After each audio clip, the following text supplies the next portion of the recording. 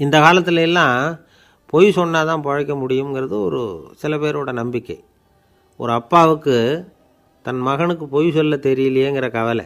பொய் சொன்னால் தான் இந்த உலகத்தில் பிழைக்கலாம், ஆனால் இவனுக்கு அது தெரியலையே, அதனால் இவனை அழைச்சிட்டு போய் நடுக்கடலில் விட்டுட்டு வந்துடுவோம் அப்படின்னு அழைச்சிட்டு புறப்பட்டான். கடற்கரைக்கு போனான். மகனுக்கு சந்தேகம், எங்கேப்பா என்னை அழைச்சிட்டு போகிறேன்னு கேட்டிருக்கான். கடலில் மீன் பிடிக்க கற்றுக் கொடுக்க போகிறேன் உனக்கு அப்படின்னானா. நான் ஏற்கனவே மீன் பிடிச்சிட்டேனேன்னானா இவன் மகன். எங்கே அதுன்னு கேட்டிருக்கான் அப்பங்காரன். சுட்டு சாப்பிட்டுட்டேன்ருக்கான் புள்ள. அப்பங்காரன் பார்த்தான், சரி நம்ம புள்ள பொழைச்சிக்கும் அப்படின்னு சொல்லி திருப்பி அழைச்சிட்டு வந்துட்டானா. ஒரு ஆள் அசையாமல் கிடக்கிறார், அவர் இருக்காரா போயிட்டாராங்கிறத எப்படி முடிவு பண்ணுறோம்? அவர் மூக்குக்கு முன்னாடி புறங்கையை வச்சு பார்க்குறோம், மூச்சு வருதா இல்லையா அப்படிங்கிறத கண்டுபிடிக்கிறதுக்காக. மூச்சுங்கிறது அவ்வளவு முக்கியமான ஒரு விஷயம். சுவாசம் இல்லைன்னா எதுவுமே இல்லை. நம்ம பூமி இருக்க அது கூட சுவாசிக்குதுங்கிறத சோவியத் விஞ்ஞானிகள் கண்டுபிடிச்சிருக்கிறாங்க. பூமிக்கு மேலே இருக்கிற மண் அடுக்கில் காற்றில் உள்ள ஆக்சிஜன் ஆக்சிகரணம் அடையுது அப்படின்னு தான் இதுவரைக்கும் எல்லோரும் நம்பிக்கிட்டு இருந்தாங்க. ஆனால் இப்போ என்ன கண்டுபிடிச்சிருக்கிறாங்கன்னா, அந்த ஆக்சிஜன் பூமிக்குள்ளே 1 கிலோமீட்டர் ஆழம் வரைக்கும் ஊடுருவி போகுதான். பூமிக்குள்ளே 2 பக்கமும் பல கிலோமீட்டர் வரைக்கும் பரவுதான். பூமிக்குள்ளே இருக்கிற நீர்நிலை அடுக்குகள் தான் நுரையீரல் செய்கிற வேலையை செய்யுதான். நம்ம உடம்புல நுரையீரல் இல்லைன்னா ஒன்றும் நடக்காது. ஒரு மரத்தை தலைகீழாக தொங்க போட்டால் எப்படி இருக்கும் அப்படி யோசிச்சு பாருங்கள். அப்படி தான் இதுவும், நுரையீரலும் அப்படி தான் இருக்கும்.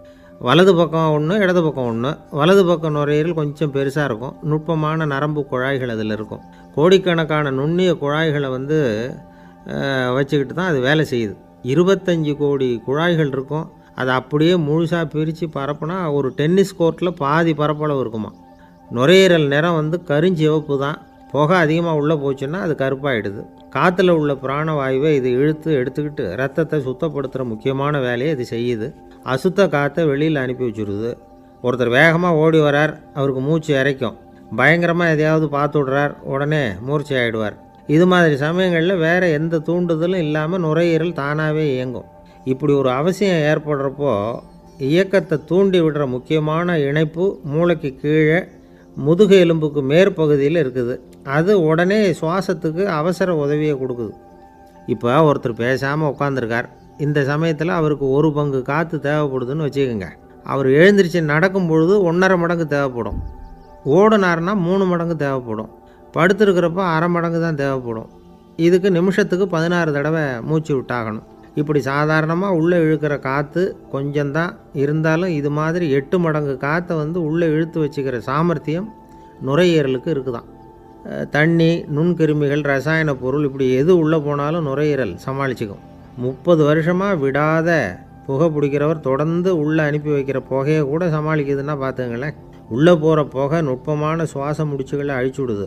கறி புகை அது மேலே படிஞ்சு உபயோகம் இல்லாமல் பண்ணிவிடுது. ஆனாலும் தேவைக்கு அதிகமாக 8 மடங்கு கூடுதலாக சுவாச முடிச்சுகள் நம்ம உடம்புக்குள்ளே இருக்கிறதுனால சமாளிக்க முடியுது.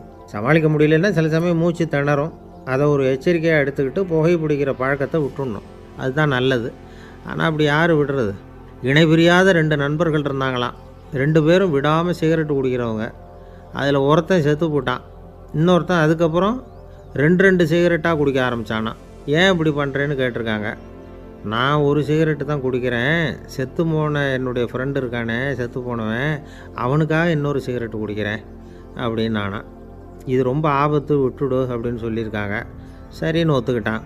ஆனால் அதுக்கப்புறமும் ஒரு சிகரெட் விதமாக குடிச்சிக்கிட்டே இருந்தான். சிகரெட்டு பழக்கத்தை நீ இன்னும் விடலையான்னு கேட்டாங்களாம். அந்த பழக்கத்தை நான் எப்போவோ விட்டுட்டேன், இப்போ நான் குடிக்கிறது என் ஃப்ரெண்டுக்காக அப்படின்னு நானா. இவங்கெல்லாம் எப்படி திருந்துறது? என்னை விட யோக்கியம் இந்த உலகத்தில் வேறு யாரும் இல்லை சார் அப்படின்னார் ஒருத்தர். அவரை விட அயோக்கியன் வேறு யாரும் இருக்க முடியாதுங்கிற முடிவுக்கு கேட்டவங்க வந்துட்டாங்களாம். மனுஷனுக்கு இருக்கிற ஒரு மிகப்பெரிய குறையே தன்கிட்ட இருக்கிற குறை அவனுக்கு தெரியாமல் போகிறது தான். ஆனால் அடுத்தவங்ககிட்ட இருக்கிற குறை இவனுக்கு தெளிவாக தெரிஞ்சிடும். ஒரு ஒட்டகம் ஒரு கொக்கை பார்த்து ஒரு கேள்வி கேட்டுதான். என்ன கேள்வி தெரியுமா? உன் கழுத்து ஏன் இப்படி வளைஞ்சி போயிருக்குது அப்படின்னு கேட்டிருக்கு. இதுக்கு உடம்பே வளைச்சல். இது போய் கொக்கை கிண்டல் பண்ணுது. இன்றைக்கி மனித சுபாவமும் கிட்டத்தட்ட இப்படி தான் இருக்குது. இந்த உலகத்தில் குறையில்லாத மனிதர்கள் யாரும் கிடையாது, நாம் உள்பட அப்படிங்கிறத முதல்ல நாம் நல்லா புரிஞ்சுக்கணும். ஒரு ஊரில் ஒரு விற்பனை நிலையம் இருந்தது. செல்ல பிராணிகளை விற்பனை செய்கிற நிலையம் அது. நாய், கிளி, பூனை இப்படி நிறைய வச்சு விற்பனை பண்ணிகிட்டு இருக்கிறாங்க. நாய்க்குட்டி விற்பனை செய்கிற பகுதியில் ஒரு சிறுவன் நின்றுக்கிட்டு இருந்தான். விற்பனை செய்கிற ஆளுகிட்ட விலை கேட்டுக்கிட்டு இருந்தான். அதோ இருக்குதே அந்த நாய்க்குட்டி என்ன விலை அப்படின்னு கேட்டானா. 1000 ரூபா அப்படின்னாரான். சரி அது வேணாம், இது என்ன விலைன்றிருக்கான். 500 ரூபா அப்படின்னாரான். இந்த சின்ன பையன் கையில் வச்சுருந்தது வெறும் 50 ரூபா தான். அதனால் இதை விட குறைச்சலாக கிடைக்குமான்னு பார்த்துருக்கான். அந்த கடையில் ஒரு மூலையில் சரியாக கவனிக்கப்படாமல் ஒரு நாய்க்குட்டி படுத்து கிடந்தது. பாவமாக கத்திக்கிட்டு இருந்தது. அதை பார்த்ததுமே இவனுக்கு அது ரொம்ப பிடிச்சி போச்சு. உடனே அந்த கடைக்காரரை பார்த்து, அதுவும் அந்த மூலையில் படுத்து கிடக்குதே அந்த நாய்க்குட்டி என்ன விலை அப்படின்னு கேட்டிருக்கான். தம்பி, அது ஒரு கால் ஊனம், அதனால் அது உன்னோட குதித்து விளையாடவோ ஓடுறதோ அதால் முடியாத காரியம் அப்படின்ட்டுருக்கார் அவர். அது தெரிஞ்சுதாங்க கேட்குறேன், அதோட விலை என்ன அதை மட்டும் சொல்லுங்களேன் அப்படின்ட்டுருக்கான். தம்பி, இது வந்து கால் ஊனம் உள்ள ஒரு நாய். இதை போய் காசு கொடுத்து வாங்கிறதுக்கு யாராவது பிரியப்படுவாங்களா? இதை நான் உனக்கு இலவசமாகவே தர்றேன், எடுத்துகிட்டு போ அப்படின்னாரான். இதை கேட்டதும் அந்த சிறுவனுக்கு கோவம் வந்துட்டு தான். நீங்கள் ஒன்றும் சும்மா கொடுக்க வேணாம், இந்தாங்க 50 ரூபா, இதை வச்சுக்கிட்டு நாய்க்குட்டியை கொடுங்க அப்படின்ட்டுருக்கான். அவருக்கு ஒன்றும் புரியல, ஆச்சரியமாக இருந்தது. சரின்னு பணத்தை வாங்கிட்டு நாய்க்குட்டியை தூக்கி கொடுத்தார். அந்த சிறுவன் அந்த நாய்க்குட்டியை 2 கையாலையும் வாங்கினா, மார்போடு பிரியமாக சேர்த்து அணைச்சிக்கிட்டான். தெருவில் இறங்கி நடக்கிறான். அப்படி நடக்கும்பொழுது தான் பார்க்குறார், கடைக்காரர் வந்து ஆச்சரியமாக அவனை பார்க்குறார். அப்போ தான் அவருக்கு ஒரு விஷயம் புரியுது. அந்த சிறுவன் தெருவில் நாய்க்குட்டியை மார்போடு அணைச்சிக்கிட்டு விந்தி விந்தி நடந்து போய்கிட்டு இருக்கிறான். ஆமாம், அவனுக்கும் ஒரு கால் ஊனம். இந்த நாய்க்குட்டியை யாருமே வாங்க மாட்டாங்கன்னு நினச்சிக்கிட்டு இருந்தார். குறையுள்ள அதுக்கும் ஒரு எஜமானன் கிடச்சிட்டான். அதனால் ஊனம் ஒரு குறை இல்லை அப்படிங்கிற உண்மையை அந்த கடைக்காரர் புரிஞ்சுக்கிட்டாராம். நம்மால் ஒருத்தர் கொஞ்சம் வயசானவர், எழுந்திரிச்சு சரியாக நடக்க முடியாது, சாய்வு நாற்காலியிலேயே எப்பவும் உட்காந்துருப்பார். அவர் தனக்கு துணையாக ஒரு நாயை பக்கத்தில் வச்சுருந்தார். அதுவும் ரொம்ப வயசான ஒரு நாய், எழுந்திரிக்கவே சிரமப்படும், நடக்கவும் முடியாது. அவர் பக்கத்துலேயே இதுவும் சோர்ந்து போய் படுத்து கிடக்கும். அந்த பெரியவரை பார்க்க வந்த ஒருத்தர் கேட்டார், ஏங்க, ஒரு சின்ன பையனை உங்களுக்கு துணையாக வச்சுக்கக்கூடாதா? இந்த நாயை உங்களுக்கு பாதுகாப்பாக வச்சுருக்கிறீங்களே, உங்களுக்கு ஒரு ஆபத்துன்னா இது எப்படி உங்களுக்கு உதவ முடியும் அப்படின்னார். அப்போ அவர் சொன்னாராம், எனக்கு ஒரு ஆபத்துன்னா அந்த சமயத்தில் இந்த நாய் என்னை தனியாக விட்டுட்டு ஓடி போயிடாமல் இருக்கணும்ல, அதுக்காக தான் இதை நான் வச்சுருக்கிறேன் அப்படின்னாராம். நம்மளில் சில பேர் ரொம்ப தைரியமாக இருப்பாங்க. நாம் கூட சொல்கிறது உண்டு, அந்த ஆளுகிட்ட வர்றதுக்கு எமன் கூட பயப்படுவான் அப்படின்னு சொல்கிறது உண்டு. தைரியசாலிகளை நெருங்கிறதுக்கு யமன் பயப்படுவான் அப்படின்னு சொல்கிறது உண்மை தான். அது பொய் இல்லை. மன வலிமை இருக்குது பாருங்கள், அது மனுஷனை காப்பாற்றும். இது வந்து மருத்துவ ரீதியான உண்மை. உடல் கோளாறுகள் மன ஆரோக்கியத்தை பாதிக்கும். மன எழுச்சி, மன போராட்டம் இதெல்லாம் வந்து உடல் இயக்கத்தில் மாறுதலை உண்டாக்குது. சில வகையான நோய்களுக்கும் மனசுக்கும் இருக்கிற சம்பந்தம் என்னங்கிறத பற்றியெல்லாம் இப்போ ஆராய்ச்சி பண்ணுறாங்க. ஆஸ்மா, மூட்டு வலி, பெருங்குடல் அழற்சி, உயர் இரத்த அழுத்தம், சோரியாசிஸுங்கிற தோல் வியாதி, வயிற்று புண்ணு, இந்த தைராய்டு நச்சுத்தன்மை, இது மாதிரி நோய்களை உண்டாக்குறதுல மனசோட பங்கு என்னங்கிறத பற்றியெல்லாம் ஆய்வு பண்ணி பார்த்துருக்குறாங்க. எதுக்கு எடுத்தாலும் சோர்ந்து போகிறது, தோண்டு போகிறது, இப்படிப்பட்ட மனவாகு, அதோட யாரும் நமக்கு உதவ முடியாது அப்படிங்கிற மனோபாவம், கைவிடப்பட்ட மனநிலைமை, இதெல்லாம் வந்து நோயோட தீவிரத்தை ரொம்ப அதிகரிக்க செய்யுதான். இவங்கெல்லாம் அந்த கை கால் வலிக்குது, உடம்பு அசதியாக இருக்குது, தூக்கம் வரல, முதுகு வலிக்குது, உடம்பில் வந்து உணர்ச்சி குறையுது, கை கால் விரல்லாம் மரத்து போகுது, இப்படி ஏதாவது சொல்லிக்கிட்டு டாக்டர்களை தேடி வந்துக்கிட்டு இருப்பாங்க.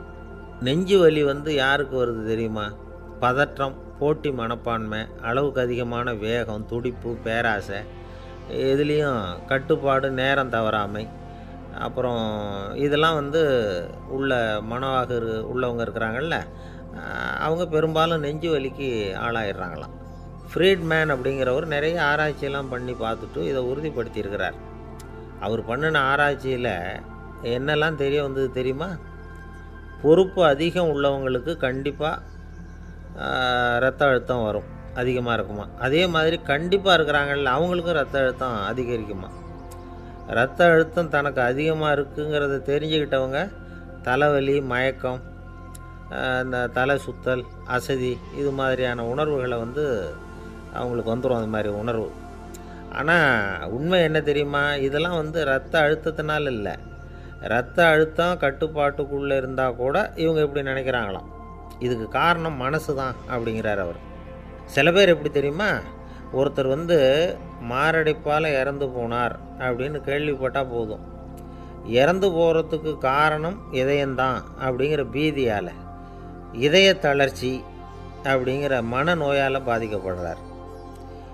இவங்கெல்லாம் அடிக்கடி தங்களுடைய இதய பகுதியை தொட்டு பார்த்துக்குவாங்க, நாடியை பிடிச்சி பார்த்துக்குவாங்க. அடிக்கடி மூச்சை உள்ளுக்கு இழுத்து வெளியில் விட்டு வலி வருதா அப்படின்னு பார்த்துக்கிட்டு இருப்பாங்க. வேறு எங்கேயாவது வலிச்சா கூட நெஞ்சை வலிக்குதா அப்படின்னு பார்ப்பாங்க. நெஞ்சு வலிக்குதுன்னு கூட சில பேர் சொல்ல ஆரம்பிச்சிருவாங்க. ஆஸ்மாவுக்கும் மனசுக்கும் சம்பந்தம் உண்டு. தீர்வு காண முடியாத மன போராட்டங்கள் எல்லாத்துக்கும் அடுத்தவங்களையே சார்ந்து இருக்கிற மனநிலை, இதெல்லாம் ஆஸ்மாவினுடைய தீவிரத்தை அதிகப்படுத்திடும். பயம், இது எப்படின்னா என்ன நடக்குமோங்கிற பதற்ற நிலை, அப்புறம் இந்த பயம் இதெல்லாம் சுவாசித்தலை அதிகரிக்க செய்யுது இல்லையா? இதனால் இரத்தத்தின் காரத்தன்மை அதிகமாகி நோயின் தீவிரமும் அதிகமாகுது. மன போராட்டம், மனக்கவலை, மன இறுக்கம் இதெல்லாம் தோல் வியாதியை தூண்டி விடுதான். இது மாதிரி இன்னும் எவ்வளவோ இருக்குது. அதனால் இன்றைக்கி நமக்கு தேவை என்னென்னா மன வலிமை, மலர்ந்த முகம். இது ரெண்டும் இருந்துட்டுதுன்னா பலவிதமான நோய்கள் நம்மக்கிட்ட நெருங்கி வராது. டாக்டர், என்ன நெருங்காமல் இருக்கிறதுக்கு நான் ஒரு காரியம் பண்ணுறேன் அப்படின்னார் ஒருத்தர். அவர் என்ன அர்த்தத்தில் சொன்னார்னா, டாக்டர் அவரை நெருங்காமல் இருக்கிறதுக்கு அவர் ஒரு காரியம் பண்ணுறாராம். நண்பர்கிட்ட சொன்னார். நண்பர் கேட்டார், அது என்ன காரியம் பண்ணுற அப்படின்னு கேட்டார். தினம் ஒரு ஆப்பிள் பழம் சாப்பிட்றேன்னார் அவர். ஏன்னா ஆங்கிலத்தில் ஒரு பழமொழி சொல்லுவாங்கள்ல, an apple a day keeps doctor away அப்படிம்பாங்க.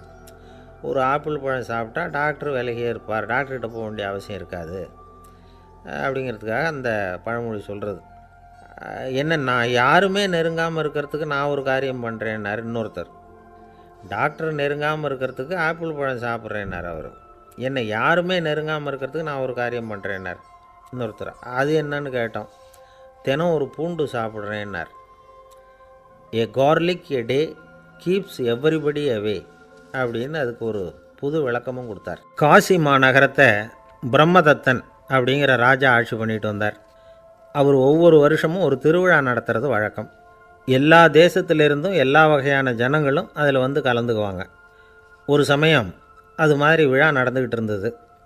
வைகுண்டத்திலேருந்து தேவலோகத்திலேருந்து நிறைய தேவகுமாரர்கள்லாம் காசி நகருக்கு அப்போது வந்திருந்தாங்க. அதில் முக்கியமாக ஒரு 4 தேவகுமாரர்கள். அந்த 4 பேரையும் சுற்றி ஏகப்பட்ட கூட்டம். அப்படி என்ன விசேஷம் அவங்கக்கிட்ட அப்படின்னா, மற்றவங்கள விட அவங்க முகம் அழகாக இருந்ததா அப்படி பார்த்தா அப்படியும் இல்லை. அவங்க அணிஞ்சிருந்த மலர் மாலைகள் தான் அதுக்கு காரணமாக. அந்த மலர்கள்லேருந்து அப்படி ஒரு அபூர்வமான நறுமணம். இதுக்கு முன்னாடி இப்படி ஒரு நறுமணத்தை அந்த ஊர் ஜனங்க அனுபவித்ததே இல்லை. அதுதான் அந்த 4 பேரையும் சுற்றி கூட்டம். எல்லோரும் கேள்வி கேட்க ஆரம்பித்தாங்க. உடனே அந்த 4 தேவகுமாரர்களும் எல்லாருக்கும் தெரியும்படியாக வானத்தில் எழும்பி கொஞ்சம் உயரமாக நின்றுக்கிட்டாங்க. கீழே நின்றுக்கிட்டு இருந்த அரசன்லேருந்து ஆண்டி வரைக்கும் ஒருத்தர் பாக்கி இல்லாமல் ஒரே குரலில் எல்லாரும் அவங்கள பார்த்து, எங்களுக்கும் இது மாதிரி மாலையை போட்டுக்கணும்னு ஆசையாக இருக்குது, அதுக்கு நீங்கள் தான் அருள் பண்ணணும் அப்படின்னு கேட்டுக்கிட்டாங்க. மாலை போட்டுக்கிறதுனா எல்லாருக்கும் ஆசையாக தானே இருக்கும். அந்த 4 தேவகுமாரர்களில் ஒருத்தர் புத்தர் பிரான். அவர் சொன்னார், பூலோகவாசிகளே, நான் சொல்கிறத கொஞ்சம் பொறுமையாக கேளுங்க. கக்காரு அப்படிங்கிற கற்பக விருஷத்தின் மலர்களால் தொடுக்கப்பட்டது இந்த மாலை. இதுக்கு நிறைய சக்தி உண்டு. எந்த காலமும் இது வாடாது, வாசனையும் குறையாது. ஆனால் இதை அணிந்து கொள்கிறதுக்கு சில தகுதிகள் தேவை அப்படின்னார். என்ன தகுதி அது சொல்லுங்களேன் அப்படின்னு ஏக காலத்தில் எல்லாரும் சத்தம் போட்டாங்க. தீய இயல்புகள் உள்ளவங்க, இழிந்த சிந்தனை, இழிந்த செயல் உள்ளவங்க இந்த மாலையை அணிய முடியாது அப்படின்னார். அவ்வளோதான். கூட்டத்தில் சத்தம் போட்டவங்கள்லாம் மெதுவாக அப்படி அடங்க ஆரம்பிச்சிட்டாங்க. இன்னொரு தேவகுமாரன் சொன்னார், அடுத்தவங்க பொருளை அபகரிக்காதவன், அடுத்தவங்களுக்கு கெடுதல் பண்ணக்கூடிய பொய் பேசாதவன், பேராசையினால் கெட்ட வழியில் பொருள் ஈட்ட நினைக்காதவன் இந்த மாலையை போட்டுக்கலாம் அப்படின்னார். கூட்டத்திலேருந்து யாரும் முன்னுக்கு வரல. ஒரே ஒரு ராஜகுரு மட்டும் கொஞ்சம் முன்னாடி வந்தார். பெரியவர், படித்தவர் அவர். எனக்கு தகுதி இருக்குது அந்த மாலையை போட்டுக்கிறதுக்கு அப்படின்னார். வேறு ஒன்றும் இல்லை, பொய் சொல்லியாவது அந்த மாலையை வாங்கிக்குவோமே அப்படின்னு முடிவு பண்ணிட்டார் அவர். அவ்வளோதான், மாலையை வாங்கிட்டார். அடுத்த தேவகுமாரன் பேசினார். யாருக்கு திடமான அறிவும் மனமும் இருக்குதோ, யாருக்கு நல்ல காரியங்களில் அசையாத ஈடுபாடு இருக்குதோ, நல்ல அரிய பொருள்களை தனியாக தான் மட்டும் அனுபவிக்க விரும்பாதவர் யாரோ அவர் முன்னாடி இந்த மாலையை வாங்கிக்கலாம் அப்படின்னார். அந்த தகுதியும் எனக்கு இருக்குன்னார் ராஜகுரு. மாலையை வாங்கி போட்டுக்கிட்டார். இன்னொரு ராஜகுமாரன் பேச ஆரம்பித்தார். அறநெறியில் செல்வம் சேர்க்கணும், ஆடம்பர பொருள்களுக்கு அடிமையாகக்கூடாது, வெற்றி அடைஞ்சாலும் கர்வம் வரக்கூடாது, அப்படிப்பட்டவங்க இந்த மாலையை போட்டுக்கலாம்னார். துணிஞ்சு பொய் சொல்லி அதையும் வாங்கி கழுத்தில் போட்டுக்கிட்டார் இந்த ராஜகுரு. இன்னொரு ராஜகுமாரன் சொன்னார், சான்றோர்களை நிந்திக்காதவங்க, புறம் பேசாதவங்க இந்த மாலையை போட்டுக்கலாம்னார். அதையும் வாங்கி போட்டுக்கிட்டார். திருவிழா முடிஞ்சுது, எல்லோரும் திரும்பி போயிட்டாங்க. மறுநாள் ராஜகுரு 4 மாலைகளையும் போட்டுக்கிட்டு ராஜசபைக்கு வரார். வந்தவர் ரொம்ப அவஸ்தையோடு வர்றார். மாலையெல்லாம் வாடி போயிட்டுது, வாசனை எதுவும் கிடையாது. அது மட்டும் இல்லை, அவருக்கு கடுமையான தலைவலி வேறு வந்துட்டுது. துடிச்சு போயிட்டார். மாலையை கழட்டவும் முடியல. ஜனங்கள்லாம் அவரை பார்த்து சிரிக்க ஆரம்பிச்சிட்டாங்க. என்னத்துக்கு ஆசைப்படணும், ஏன் இப்படி கஷ்டப்படணும் அப்படின்னு. ராஜா பார்த்தார். மறுபடியும் விழாவுக்கு ஏற்பாடு பண்ணினார். தேவகுமாரர்கள்லாம் வந்தாங்க. ராஜகுரு வந்தார். மக்கள் முன்னிலையில் அவங்க காலில் விழுந்தார், மன்னிப்பு கேட்டுக்கிட்டார். இந்த மாலையை போட்டுக்கிற தகுதி எனக்கு இல்லை. தகுதி இல்லாத ஒருத்தன் தகாத தகுதியை பொய் மூலம் பெறணும்னு ஆசைப்படுறாங்களே, அவங்களுக்கெல்லாம் என்னுடைய தண்டனை ஒரு எச்சரிக்கையாக இருக்கட்டும்னார். அதுக்கப்புறம் தேவகுமாரர்கள் அவர் கழுத்தில் இருக்கிற மாலையை கழட்டினாங்களாம். அந்த மாலைகளும் பழையபடி மனம் கொடுக்க ஆரம்பிச்சுட்டு தான். இதிலேருந்து நாம் தெரிஞ்சுக்க வேண்டியது என்னென்னா, நமக்கு தகுதி இல்லாத ஒரு கௌரவம் நம்மக்கிட்ட தானாக வந்தால் கூட அதை தவிர்த்து விடுறது தான் நல்லது. அதுதான் புத்திசாலித்தனம். ஒருத்தர் வந்தார். சார், எங்கள் இலக்கிய மன்ற விழாவுக்கு நீங்கள் தலைமை தாங்கணும்னார். உடனே இவர் சொன்னார், பேச்சாளர், சார், இலக்கியத்தை பற்றி பேசுகிற தகுதி எனக்கு இல்லையே அப்படின்னார். உடனே அவர் கூப்பிட வந்தவர் சொன்னார், அந்த தகுதி உங்களுக்கு இல்லைங்கிறது எங்களுக்கும் தெரியும் சார், அதனால தான் உங்களை தலைமை தாங்க கூப்பிட்றேன் அப்படின்னார்.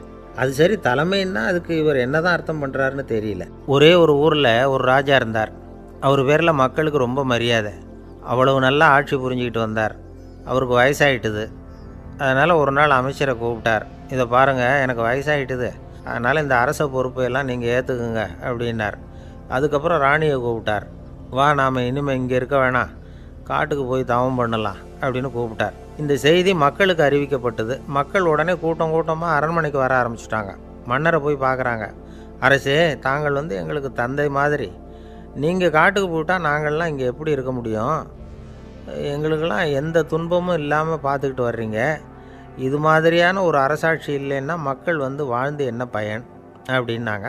இருந்தாலும் என்ன பண்ணுறது, வயசாகிட்ட காரணத்தினால இந்த முடிவுக்கு வர வேண்டியிருக்குது அப்படின்னாராம் ராஜா. அப்படின்னா நீங்கள் காட்டுக்கு போக வேணாம், நாங்கள் போகிறோம். நாங்கள் அங்கே போய் தவம் பண்ணுறோம், வழிபாடு பண்ணுறோம். கடவுள் வருவார், அவர்கிட்ட வரம் வாங்கிட்டு வந்துடுறோம் அப்படின்னாங்களாம். அப்படி சொல்லிவிட்டு உடனே எல்லோரும் காட்டுக்கு போனாங்க. நாட்டு மக்கள் எல்லாரும் ஒட்டு மொத்தமாக காட்டில் உட்காந்துக்கிட்டு தவம் பண்ணுறதை பார்த்தார் கடவுள். உடனே புறப்பட்டு வந்தார். எல்லோரும் இப்படி உட்காந்துருக்கிறீங்களே, என்ன வேணும் உங்களுக்கு அப்படின்னு கேட்டார். உடனே மக்கள் எல்லாரும் ஒரு குரலில் சொன்னாங்க, சுவாமி, எங்கள் மன்னன் ரொம்ப நாளைக்கு நல்லபடியாக இருக்கணும். அவர் மகிழ்ச்சியாகவும் உடல் நலத்தோடும் இருந்தால் தான் நாங்கள் அமைதியாக வாழ முடியும் அப்படின்னாங்க. சரி, அதுக்கு என்ன செய்யணும் அப்படின்னார் ஆண்டவன். எங்கள் மன்னருக்கு இன்னும் ஒரு 100 வருஷம் ஆயுளை கொடுங்க அப்படின்னாங்க. அவ்வளவு தானே, சரி அப்படியே ஆகட்டும் அப்படின்னு சொல்லிவிட்டு ஆண்டவன் போயிட்டார். மக்கள் மகிழ்ச்சியோடு திரும்பி வந்தாங்க. மன்னா, கடவுள் வரம் கொடுத்துட்டார், நீங்கள் 100 வருஷம் வாழ போகிறீங்க அப்படின்னாங்க. இதை கேட்டதும் ராணி ராஜாவை வணங்கி, நான் தவம் செய்ய போகிறேன் அப்படின்னு புறப்பட்டாங்க. உடனே மக்கள் என்ன நினச்சாங்க தெரியுமா? ஐயோ, நாம் ராஜாவுக்கு மட்டும்தானே நீண்ட ஆயுள் வேணும்னு வரம் வாங்கினோம், ராணிக்கு வாங்கலையே, அதுதான் கோபத்தில் புறப்பட்டாங்க போல இருக்குது அப்படின்னு நினச்சி வருத்தப்பட்டாங்க. ஆனால் ராணி நினச்சது அது இல்லை. ராணி போய் தவம் பண்ணாங்க, கடவுள் காட்சி கொடுத்தார். இவங்க கேட்குறாங்க, சுவாமி, ராஜாவுக்கு மட்டும் 100 வருஷம் ஆயுள்னு வரம் கொடுத்துட்டீங்க, அப்படின்னா குடிமக்களும் 100 வருஷம் இருக்கணும். இப்படிப்பட்ட குடிமக்கள் இல்லைன்னா அப்படிப்பட்ட அரசன் இருந்து என்ன பிரயோஜனம் அப்படின்னாங்களாம். ஆண்டவன் பார்த்தார். சரி, அவங்களும் 100 வருஷம் வாழ்வாங்க, அது மட்டும் இல்லை, நீயும் 100 ஆண்டு காலம் வாழ வரமளிக்கிறேன் அப்படின்னு சொல்லிவிட்டு மறைஞ்சிட்டார். இதில் ஆண்டவன் வர்றதும் மறையிறதும் முக்கியம் இல்லை. இதில் கவனிக்க வேண்டியது ஆள்கிறவனின் விசால மனம், குடிமக்களின் விசால மனம், ஆள்கிறவன் மனைவியினுடைய விசால மனம். இப்படி ஒரு நாடு இருந்துட்டுதுன்னா எப்படி இருக்கும் வாழ்க்கை நினச்சி பாருங்கள். அதனால தான் பெரியவங்கள்லாம் சொல்கிறாங்க, இதய வாசல் திறந்தே இருக்கணும், இதயத்தின் கதவுகளை மூடாதீங்க அப்படின்னு சொல்லுவாங்க. என்கிட்ட ஒருத்தர் சொன்னார், என்னுடைய இதய வாசல் எப்பவும் திறந்தே தான் இருக்குதுன்னார். எதனால் அப்படி சொல்கிறீங்க அப்படின்னு கேட்டோம். டாக்டரே சொல்லிவிட்டார், என்னுடைய இதயத்தில் ஒரு ஓட்டை இருக்குது அப்படின்னு, வால்வு சரியில்லையா அப்படிங்கிறார். அளவுக்கு மிஞ்சினால் அமிர்தமும் நஞ்சு அப்படின்னு சொல்லுவாங்க. அது உண்மைதான். ஒருத்தருக்கு அளவுக்கு மீறிய புகழ் வந்துட்டுதுன்னு வச்சுங்க, அது கூட ஆபத்தாக போயிடுறது உண்டு. பழங்காலத்துல எல்லாம் கிரேக்க தேசத்தில் ஒரு பழக்கம் உண்டாம். அதாவது யாராவது ஒருத்தரை நாடு கடத்தணும்னா அதுக்கு ஒரு வழி உண்டு.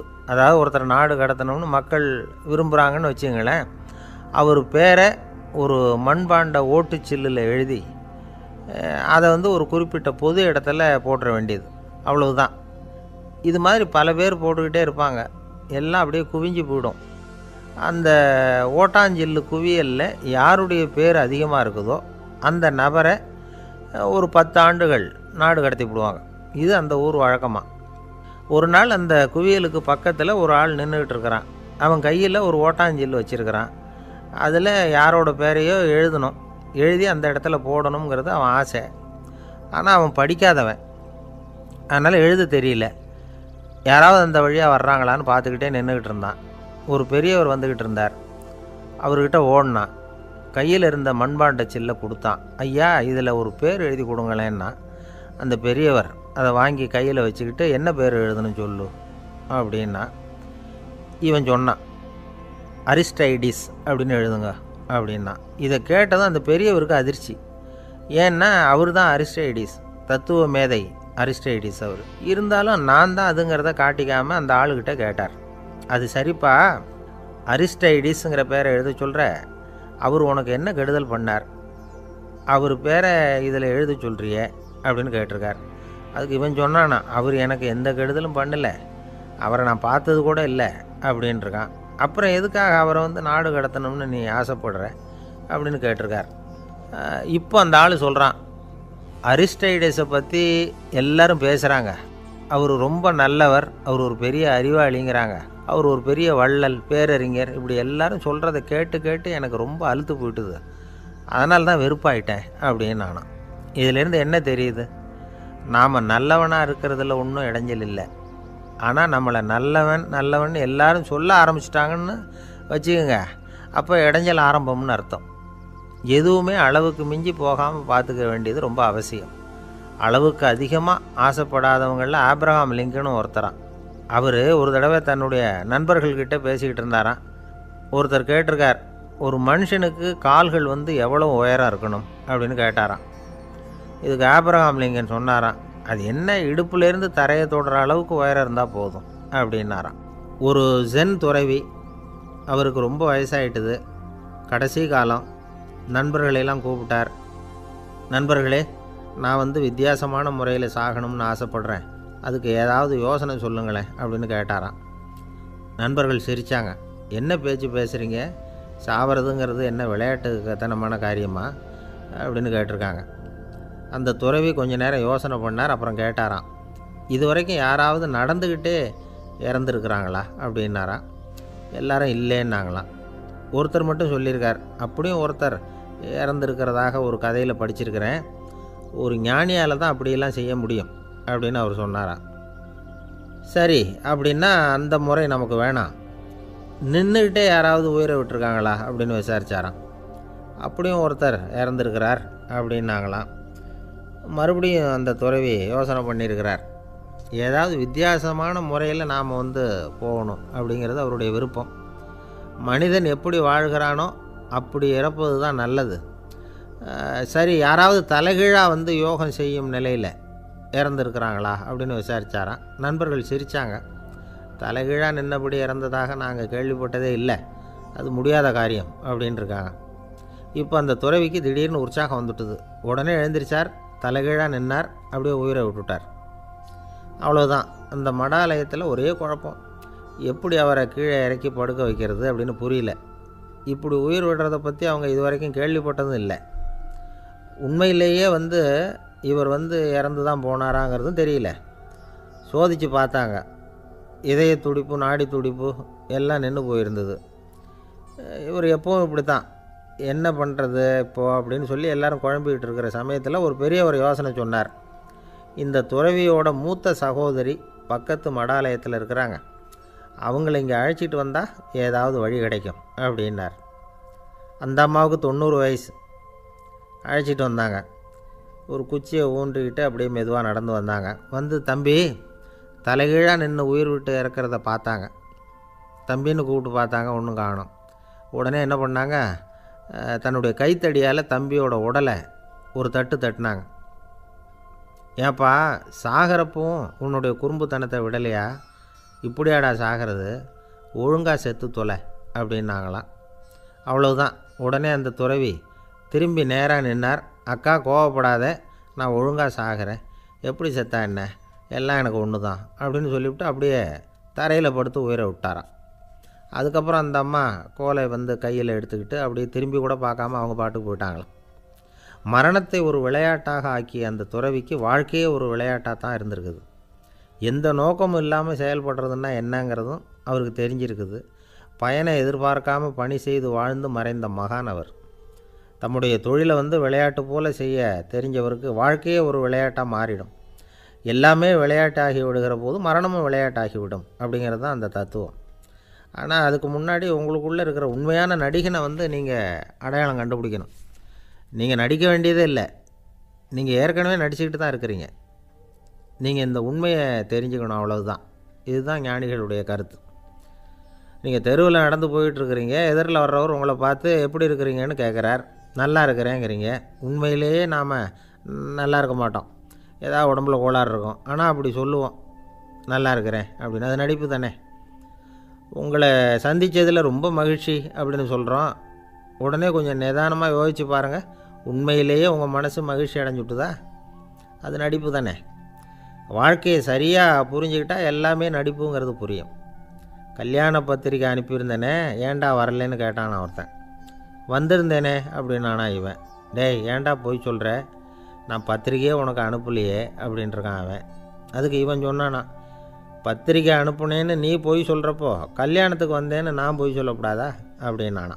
ஒரு பெரிய பியானோ கலைஞர் வியன்னாவில் இருந்தார்.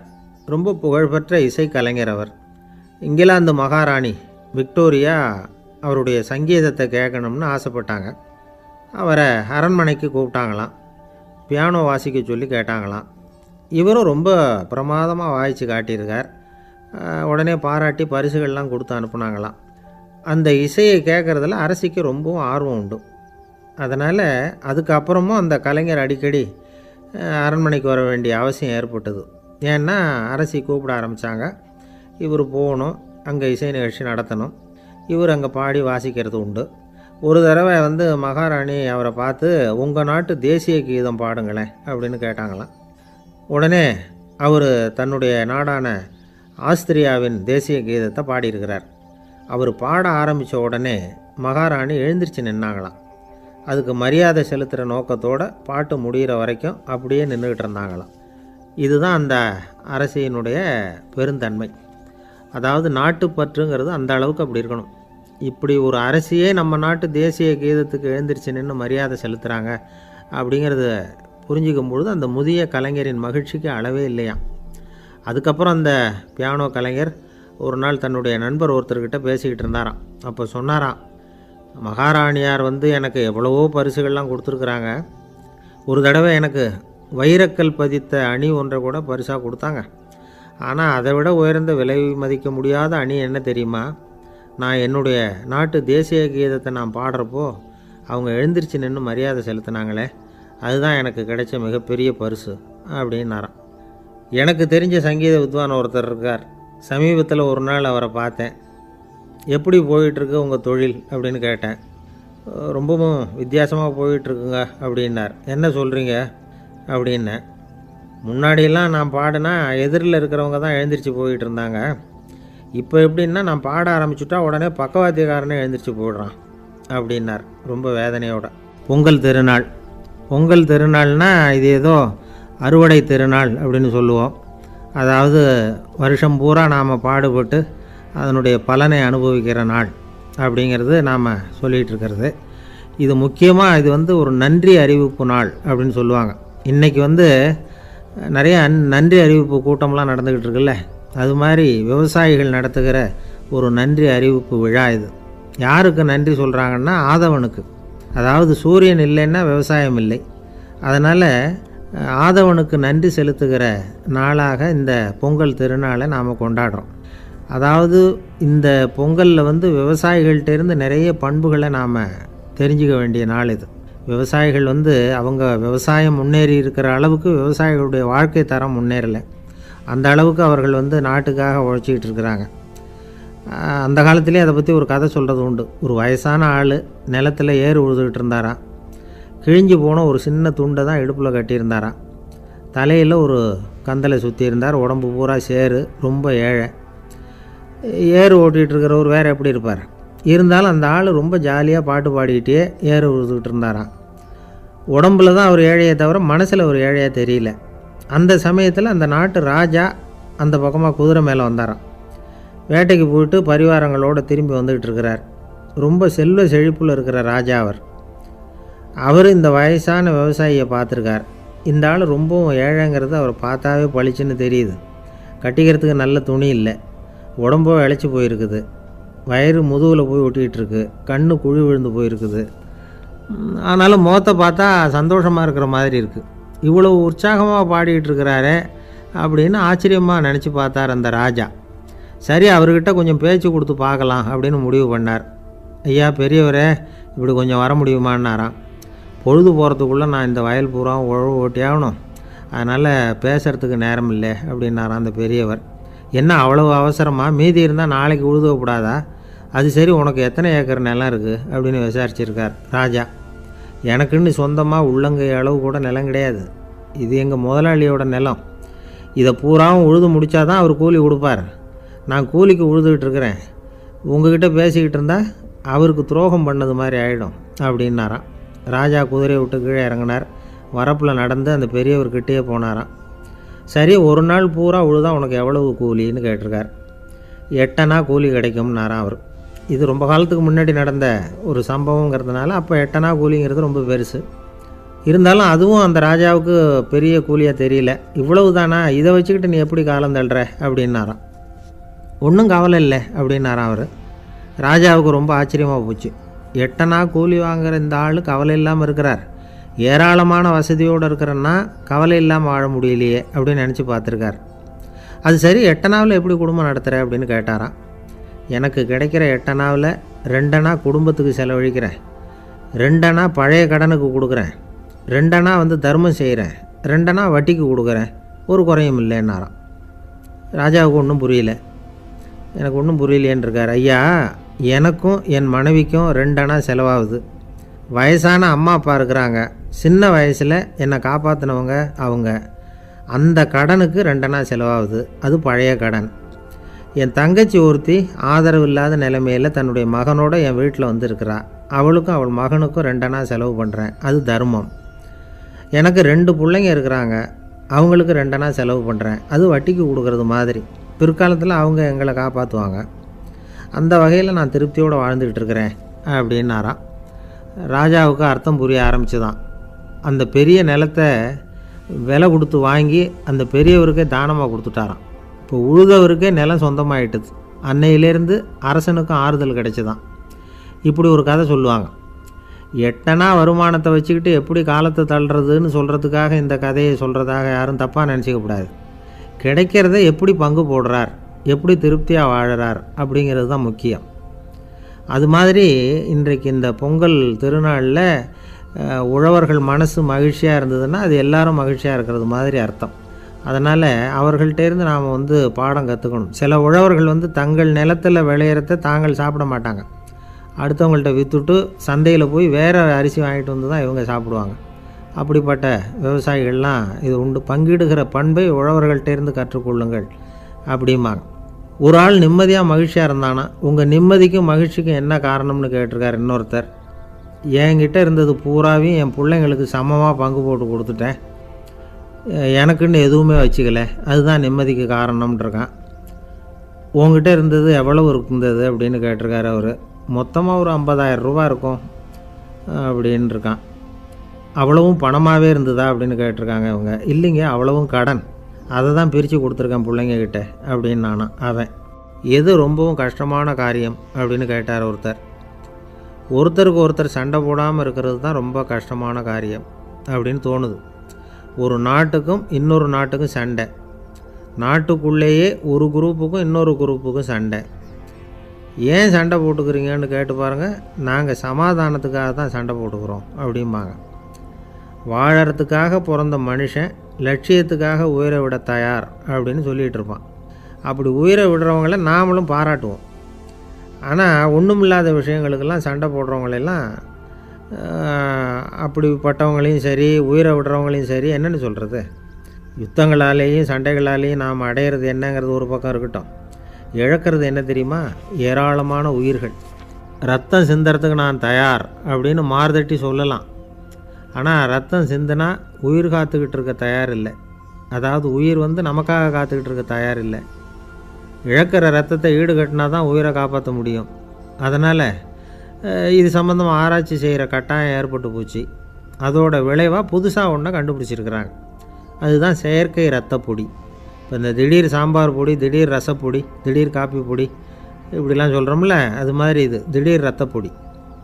இஸ்ரேல் ஒரு சின்ன நாடு, மக்கள் தொகை குறைச்சல், அதோட போர்கள் வேறு.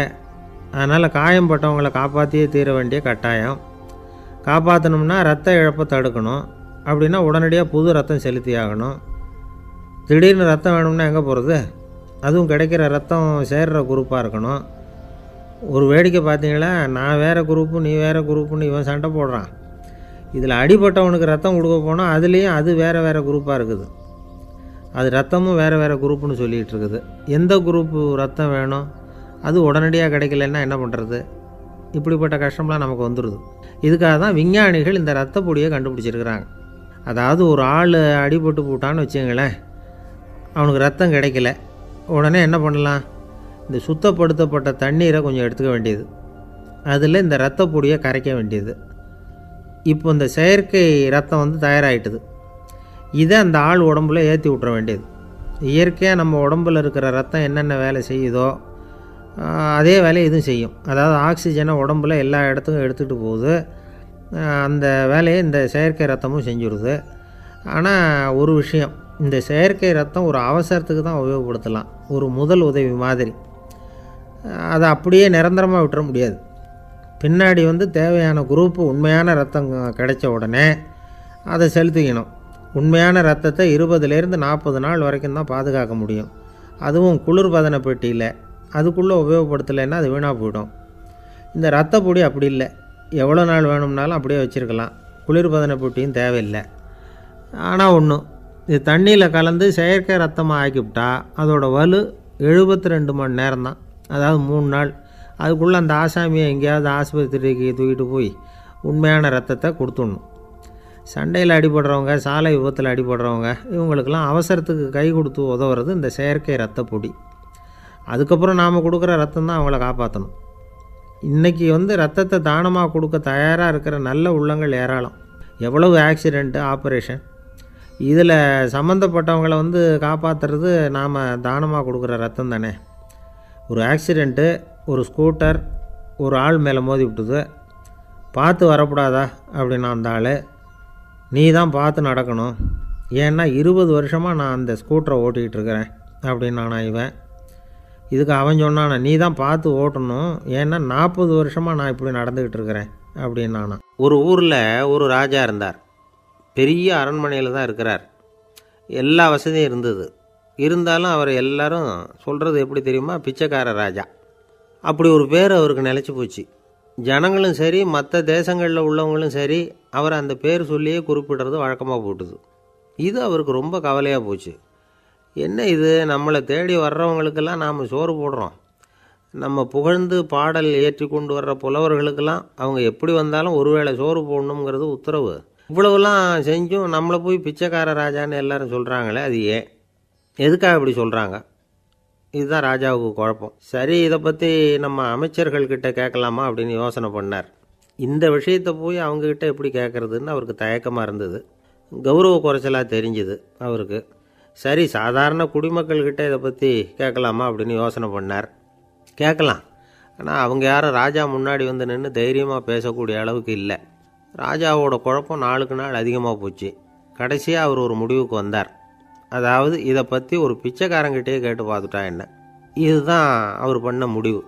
உடனே மாறு வேஷம் போட்டுக்கிட்டு நகர்வலம் போனார். ஒரு பிச்சைக்காரனை கண்டுபிடிச்சார். இதை பாருப்பா, நம்ம ராஜாவை எல்லாரும் பிச்சைக்கார ராஜான்னே சொல்கிறாங்களே, அதுக்கு என்ன காரணமாக இருக்கும் அப்படின்னு கேட்டார். அதுக்கு அவன் சொல்கிறான், இதுக்கான பதிலை இன்னும் ஒரு 30 நாளில் சொல்கிறேன் அப்படின்னா. உடனே இவருக்கு சந்தோஷம். உண்மையை அவங்ககிட்ட சொன்னார்.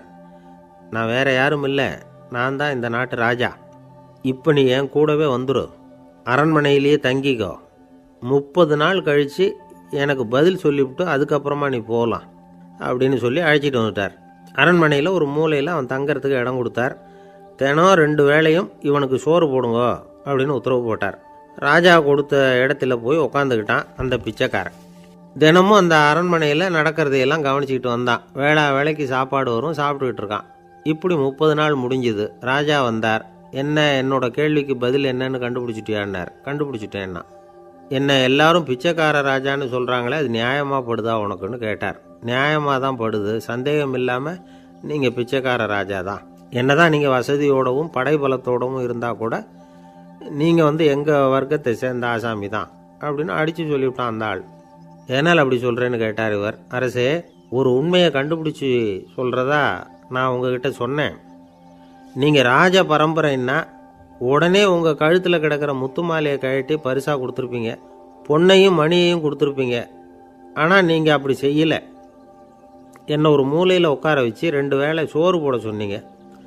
உங்களை தேடி யார் வந்தாலும், யார் பாராட்டி பேசினாலும் அல்லது பிரச்சனைகளை சொன்னாலும் நீங்கள் செய்கிற ஒரே காரியம் சோறு போடுறது தான். பிச்சைக்காரனுக்கு சோறு மட்டும்தான் உலகம். உங்கள் விஷயத்திலையும் நீங்கள் அப்படி தான் நினைக்கிறதாக தெரியுது. நல்லா கவனிங்க. எந்த ஒரு பிரச்சனைக்கும் சோறு தான் முடிவுன்னு நினைக்கிறீங்க பாருங்கள். நீங்கள் சந்தேகமில்லாத எங்களை சேர்ந்த ஆள் தான் அப்படின்னு விட்டான் அந்த பிச்சைக்காரன்.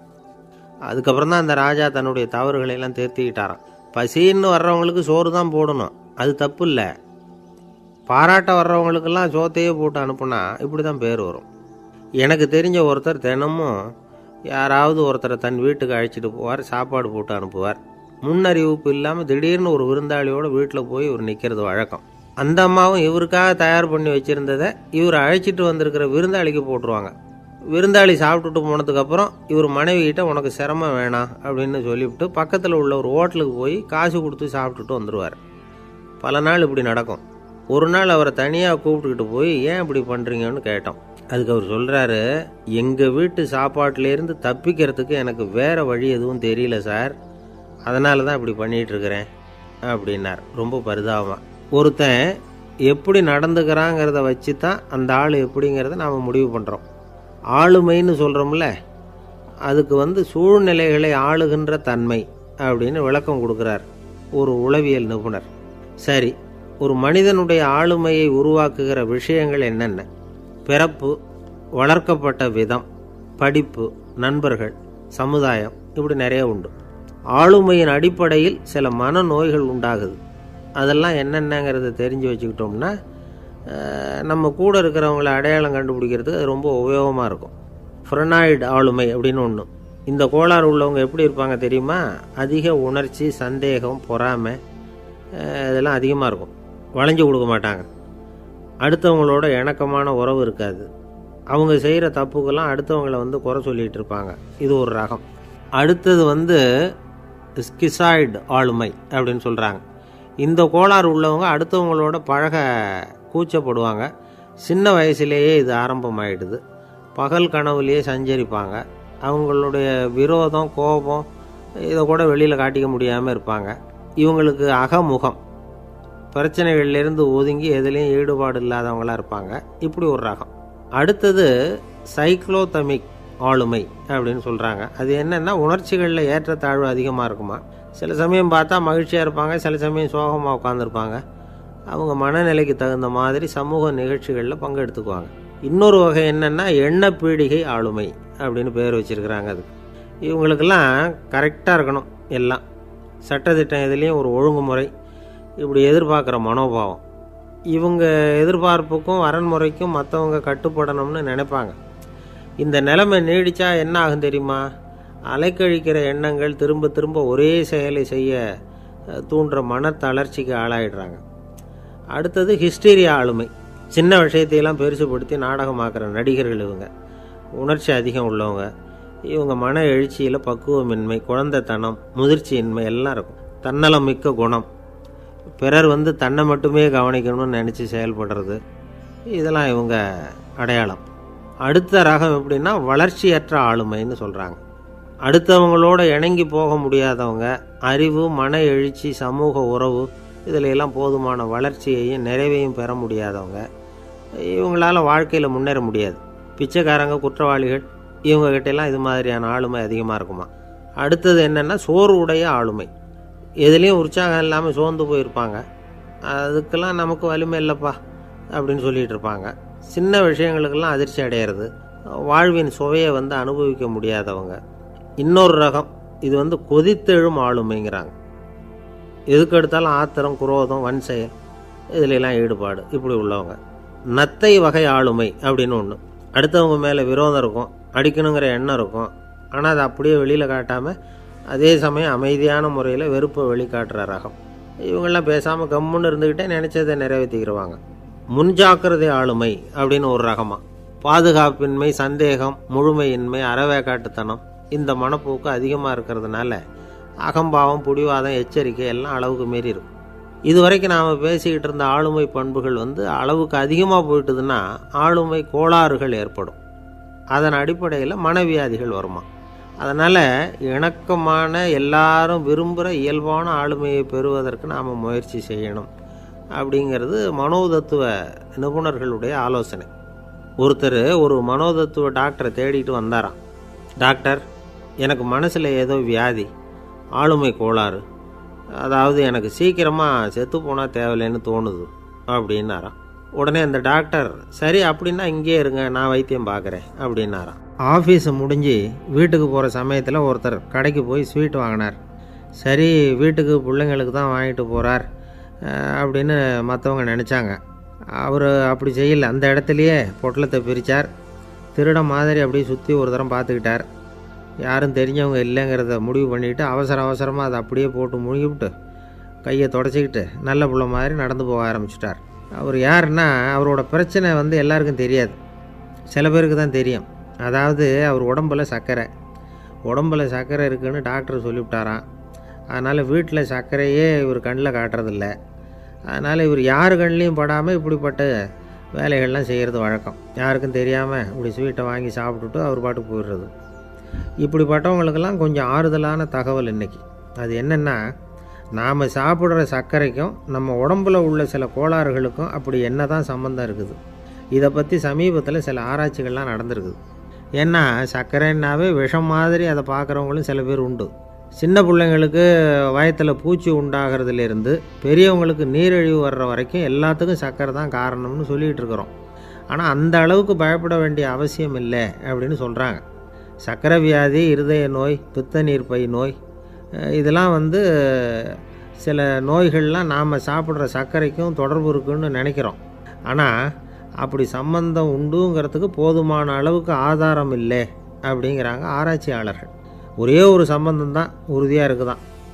அதுவும் இந்த பல் சிதைவு அப்படின்னு இருக்கு இல்லையா, அந்த சர்க்கரை சாப்பிட்றதுக்கும் இந்த பல் சிதைவுக்கும் சம்பந்தம் இருக்குது அப்படிங்கிறத மட்டும் உறுதியாக சொல்கிறாங்க. சர்க்கரைன்னா நாம் சாப்பிட்ற ஜீனி மட்டும் இல்லை, பழம், காய்கறி, பால், தேன் இப்படி எல்லாத்துலேயும் அது இருக்குது. கேரட்டு கொடுக்குற சத்தில் 88% சர்க்கரை, ஆப்பிள் கொடுக்குற சக்தியில் 95% சர்க்கரை. இது ஜீனி சர்க்கரை, இது ஆப்பிள் சர்க்கரை அப்படிங்கிற வித்தியாசம்லாம் உடம்புக்கு கிடையாது. ரெண்டுமே உடனடியாக சக்தி கொடுக்குது. ஒரு ஸ்பூன் சர்க்கரையில் 16 கலோரி தான் சத்து இருக்குது. அதிகமாக சர்க்கரை சாப்பிட்டா நீரிழிவு வந்துருங்கிறது தப்பான ஒரு அபிப்பிராயம். டயபெட்டிஸுங்கிறது ஒரு மெட்டபாலிக் டிசார்டர், அவ்வளவுதான். அதாவது நாம் சாப்பிட்ற சர்க்கரையை நம்ம உடம்பு திறமையாக உபயோகப்படுத்திக்க முடியல அப்படின்னு அர்த்தம். அதனால தான் அதிகமாக இனிப்பு வேணாம்னு சொல்கிறோம். ஏற்கனவே உடம்பால் முடியாத ஒன்றை மறுபடியும் அது தலையில் சுமத்தி அதிகமாக வேலை வாங்க வேணாமே அப்படிங்கிறதுக்காக தான். ஆகாரத்தில் அதிகமாக சர்க்கரை இருந்தால் அதனால் உடனே சர்க்கரை வியாதி வந்துடும்ங்கிறதுக்கு விஞ்ஞான ரீதியாக போதுமான ஆதாரம் இல்லை. அதனால் எப்போவாவது அதிகமாக ஸ்வீட்டு சாப்பிட்டுட்டா ஐயோ அதிகமாக சாப்பிட்டோமோ என்ன பண்ண போகுது தெரியலையே அப்படின்னு நினச்சி மனசை போட்டு குழப்பிக்க வேண்டியதில்லை. பொதுவாக எதுவுமே அதிகமாக வேண்டாம், எல்லாம் சீராக இருந்தால் போதும். நீரிழிவுங்கிறது புதுசாக வந்துட்ட ஒரு நோய் இல்லை, ரொம்ப காலமாகவே இருக்கிற ஒன்று தான். நம்ம முன்னோர்கள் இதை மதுமேகம் அப்படின்னு சொல்லுவாங்க. அதை கட்டுப்படுத்துறதுக்கு அவங்களே சில வழிமுறையை சொல்லி வச்சுருக்கிறாங்க. அது என்னென்னா வேறு ஒன்றும் இல்லை, இந்த பாவக்காய், முள்ளங்கி, அருகம்புல் அவ்வளவுதான். வெள்ளை முள்ளங்கி இருக்குல்ல, அதை வாரத்துக்கு 3 நாள் சாப்பிட்டுக்கிட்டு வாங்க. நூலுக்கோல் ரொம்ப நல்லது. இல்லைன்னா முள்ளங்கி சாறு 1 ounce சாப்பிட்டுட்டு வரலாம். ரத்தத்தில் சேர்கிற சர்க்கரை அளவு இதெல்லாம் கட்டுப்படுத்துது. சிறுநீரில் காணப்படுகிற சர்க்கரை அளவையும் சமநிலைப்படுத்துது. தினமும் ஆகாரத்தில் கோதுமை, கேழ்வரகு, வெந்தயம், கருவேப்பிலை, சோயாபீன்ஸ் எது கிடைக்குதோ சேர்த்துக்கலாம். இப்படிலாம் செஞ்சுக்கிட்டு வந்தால் அப்புறம் வீட்டுக்கு தெரியாமல் கடையில் போய் நின்றுக்கிட்டு ஸ்வீட் வாங்கி திருட்டுத்தனமாக சாப்பிட வேண்டிய அவசியமே உங்களுக்கு வராது. 2 ஆசாமிகள் கடற்கரையில் உட்காந்து சாவகாசமாக பேசிக்கிட்டு இருந்தாங்களாம். ஒருத்தர் சொன்னார், இன்னொருத்தருக்கு தெரியாமல் ஸ்வீட்டு சாப்பிட்றதே எப்பவும் இடைஞ்சல் தான் சார். நேற்றுக்கு பாருங்கள் அப்படி தான் சாப்பிட்டுக்கிட்டு இருந்தேன், வீட்டுக்காரி கண்ணில் போட்டுவிட்டுது, அதுக்கப்புறம் ஒரே ரகலையாக போச்சு அப்படின்னாரா. எனக்கு கூட அப்படி தான் சார் ஆகிட்டுது, ஒரே ரகலை அப்படின்னாரா இன்னொருத்தர். நீங்கள் சாப்பிட்டதும் உங்கள் வீட்டுக்காரங்க கண்ணில் போட்டுவிட்டுதா சார் அப்படின்னு கேட்டிருக்கார் இவர்.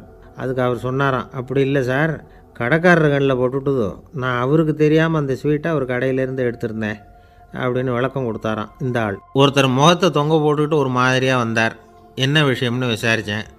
என்னுடைய நண்பன் ஒருத்தங்கிட்ட கருத்து வேறுபாடு, இனிமேல் நமக்குள்ளே எந்த சம்மந்தமும் வேணாம்னு நட்பை முறிச்சிட்டு வந்துட்டேன்னா. நண்பர்கள்னு இருந்தால் கருத்து வேறுபாடு வரத்தான் செய்யும்னு. கருத்து வேறுபாடு வராமல் இருக்கிறதுக்கு ஏதாவது வழி உண்டா அப்படின்னு கேட்டாங்க. அதை பற்றி நிபுணர்கள் சில யோசனைகளை சொல்லியிருக்கிறாங்கன்னு. முதல் விஷயம் என்னென்னா, உங்கள் நண்பனுக்கு ஒரு செய்தி சொல்லணும்னா அதை நீங்களே நேரடியாக சொல்லுங்கள், அல்லது உங்கள் கைப்பட கடிதம் எழுதுங்க. அதாவது நேரடி தொடர்பு முக்கியம்.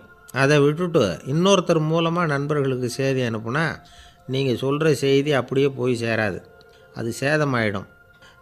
கூட்டி குறைச்சி சொல்லிவிடுவாங்க, அது குழப்பத்தில் கொண்டாந்து விட்டுரும். இது ஒரு யோசனை. 2வது யோசனை என்னென்னா, நீங்கள் ஒரு நல்ல காரியத்தை செய்யும் பொழுது உங்கள் நண்பரையும் சேர்த்துக்குங்க, அவருக்கும் அதில் ஒரு ஈடுபாட்டை உருவாக்குங்க. 3வது யோசனை, நம்ம பக்கத்தில் இருக்கிற நண்பர் மகிழ்ச்சி அடைகிற மாதிரி ஏதாவது செய்யணும். சின்ன சின்ன செயல்களாக இருந்தாலும் பரவாயில்ல, அவர் நமக்கு எதுவும் செய்யலையே, நாம் எதுக்கு செய்யணும் அப்படின்னு நினச்சிக்கிட்டு இருக்கக்கூடாது. 4வது யோசனை என்னென்னா, உங்களுக்கு ஒரு பிரச்சனையா அல்லது உங்கள் நண்பருக்கு ஒரு பிரச்சனையா, எதுவாக இருந்தாலும் 2 பேரும் சேர்ந்து உட்காந்து ஆலோசனை பண்ணுங்கள். நம்ம யோசனையும் கேட்கப்படுதே அப்படிங்கிற நினைப்பே அவருக்கு ஒரு மன நிறைவை உண்டாக்குமா. 5வது யோசனை, உங்கள் நண்பர் ஏதோ ஒரு காரியத்தை செய்கிறார், நீங்கள் உடனே அவசரப்பட்டு நீ செய்கிறது தப்புன்னு தீர்ப்பு சொல்லக்கூடாது. அவர் அதை செய்கிறதுக்கான நியாயங்கள் எவ்வளவோ இருக்கும், அதை புரிஞ்சுக்கிறதுக்கு முயற்சி பண்ணணும். 6வது யோசனை, உங்கள் நண்பர் என்ன சொன்னாலும் அதை பொறுமையாக கேளுங்க. அவர் சொல்கிறத புரிஞ்சுக்கணும், அவர் சொல்ல விரும்புகிறத புரிஞ்சுக்கணும், அவர் சொல்ல முடியாமல் தவிக்கிறதையும் புரிஞ்சுக்கணும். இப்படி 3 விதமாகவும் அவரை புரிஞ்சுக்கிட்டு அதுக்கு தகுந்த மாதிரி செயல்படணும். 7வது யோசனை என்னென்னா, உங்கள் நண்பர் உங்ககிட்ட ஏதோ ஒரு கருத்தை சொல்கிறார், அது உங்களுக்கு பிடிக்கல, அதுக்காக உடனே நீ சொல்கிறது சரியில்லை, நான் ஒத்துக்க மாட்டேன் அப்படின்லாம் மறுத்துக்கிட்டு இருக்கக்கூடாது. அவர் சொல்கிறத கேட்கணும், பொறுமையாக சிந்திக்கணும், அதுக்கப்புறம் பதில் சொல்லணும். இப்படிலாம் நடந்துக்கிட்டால் நண்பர்களுக்குள்ள கருத்து வேறுபாடு வர்றதுக்கு வாய்ப்பே இருக்காது அப்படின்னு வல்லுநர்கள் தொகுத்து சொல்லியிருக்கிறாங்க இந்த யோசனைகளை. எனக்கு தெரிஞ்ச சில நண்பர்கள் உண்டு, அவங்களுக்குள்ளேயும் கருத்து வேறுபாடுகள் வராமல் இருக்கிறதுக்கு சில நுட்பங்களை கையாளுறது உண்டு. ஒருத்தர் சொன்னார், அந்த டாக்டர் சின்ன வயசுலேருந்து என் கூட பழகினவர், நாங்கள் 2 பேரும் இணை பிரியாத நண்பர்கள். இருந்தாலும் எனக்கு உடம்பு சரியில்லைன்னா நான் அவர்கிட்ட வைத்தியம் பார்த்துக்க மாட்டேன் அப்படின்னார் ஒருத்தர். ஏன் அப்படின்னு கேட்டேன். எங்கள் நட்பு கெட்டுப்போடக்கூடாது இல்லையா, அதனால தான் அப்படின்னார் இவர். ஒரு மனுஷனுக்கு 3 விதத்தில் கர்வம் உண்டாகிறதுக்கு வாய்ப்பு உண்டு. பணம், பதவி, புகழ். பணம் அதிகமாக வந்தால் கர்வம் வரலாம், பதவி பெருசாக வந்துட்டுதுன்னா கர்வம் வரலாம், புகழ் அதிகமாக போனாலும் கர்வம் வரலாம். இந்த 3 வகையான கர்வத்துக்கும் இடம் கொடுக்காமல் இருக்கிறாங்க பாருங்கள், அவங்க தான் சிறந்த மனிதர்கள். ஒரு பெரிய பொறுப்பில் இருக்கிறவங்களுக்கு கர்வம் வந்துடக்கூடாது. அப்படி வந்துட்டுதுன்னா அது எல்லாருக்கும் இடைஞ்சல். ஒரு ராஜா இருந்தார். அவர் ஒரு நாள் தன்னுடைய தலைநகரத்தை சுற்றி வந்துக்கிட்டு இருந்தார். ஒரு இடத்துல ஒரு அழகான நிலத்தை பார்த்தார். ஆஹா, இந்த இடத்துல நமக்குன்னு ஒரு மாளிகையை கட்டினா எவ்வளோ நல்லாயிருக்கும் அப்படின்னு நினச்சார். ராஜா நினச்சா அது முடியாத காரியமா? சரி, இந்த நிலம் யாருக்கு சொந்தம்னு விசாரிங்க அப்படின்னார் பக்கத்தில் இருந்தவங்கக்கிட்ட. அவங்கெல்லாம் ஓடி போய் விசாரித்தாங்க. அந்த இடம் ஒரு வயசான கிழவிக்கு சொந்தம், வயசான அம்மாவுக்கு சொந்தமாக. அந்த அம்மா தான் அதில் ஒரு குடிசையை போட்டு குடியிருந்துகிட்டு இருக்கிறாங்க. சரி, அந்த நிலத்துக்கு ஒரு விலையை நிர்ணயம் பண்ணி அதை அந்த வயசான அம்மாக்கிட்ட கொடுத்துருங்கோ அப்படின்னு உத்தரவு போட்டார் ராஜா. ஆனால் அந்த அம்மா, இது எங்கள் பூர்வீக இடம், இதை விற்க மாட்டேன் அப்படின்னு சொல்லிவிட்டுது. சரி, 2 பங்கு விலை கொடுக்குறோம்னு சொல்லி பாருங்க அப்படின்னாங்க. அப்படியே சொன்னாங்க அரண்மனை ஆட்கள். அதுக்கும் சம்மதிக்கலை அந்த அம்மா. இதை கேள்விப்பட்டதும் ராஜாவுக்கு கோபம் வந்துட்டுது. தன்னுடைய ஆளுங்களை கூப்பிட்டார். போய் அந்த குடிசையை பிரித்து எறிங்க, காசெல்லாம் ஒன்றும் கொடுக்காதீங்க அப்படின்னு கத்தினார். அவ்வளோதான். அடுத்த நிமிஷம் அரண்மனை ஆசாமிகள் போனாங்க, குடிசையை பிரித்து எரிஞ்சாங்க. அந்த வயசான அம்மா இருக்குது, அதுவும் அந்த இடத்த விட்டு துரத்தி விட்டாங்க. அந்த இடத்துல ஒரு அரச மாளிகையை கட்டி முடிச்சிட்டாங்க. அந்த வயசான அம்மா பாவம், ராஜாவே இப்படி பண்ணால் யார்கிட்ட போய் முறையிட முடியும்? ஒரு ஞானி இருந்தார், அவர்கிட்ட போய் சொன்னாங்க. அவர் இவங்க சொன்னதை கேட்டு மனசில் வச்சுக்கிட்டார். ஒரு நாள் அந்த ராஜாவே இந்த ஞானியை கூப்பிட்டார். புதுசாக ஒரு மாளிகை கட்டியிருக்கிறேன், வந்து பாருங்கன்னு. சரின்னு சொல்லி இந்த பெரியவர் ஒரு நாள் அந்த மாளிகைக்கு போனார். சும்மா போகல, ஒரு கழுதையையும் ஓட்டிகிட்டு போனார். கொஞ்சம் சாக்குகள், வெத்து சாக்கு, அதையும் எடுத்து கழுதை முதுகில் போட்டு கழுதையை ஓட்டிகிட்டு போகிறார். ராஜா பார்த்தார். அவருக்கு இது ஆச்சரியமாக இருந்தது.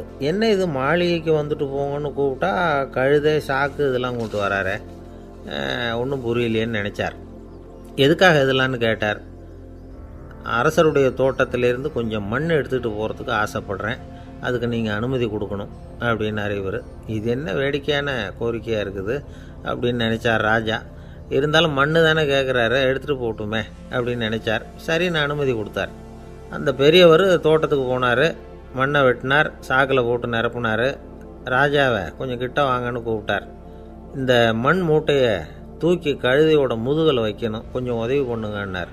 ஓ, பண்ணுறேனே அப்படின்னு சொல்லி ராஜா கிட்ட போனார். மூட்டையை தூக்கி பார்க்குறாரு, முடியல, திணறி போட்டார்.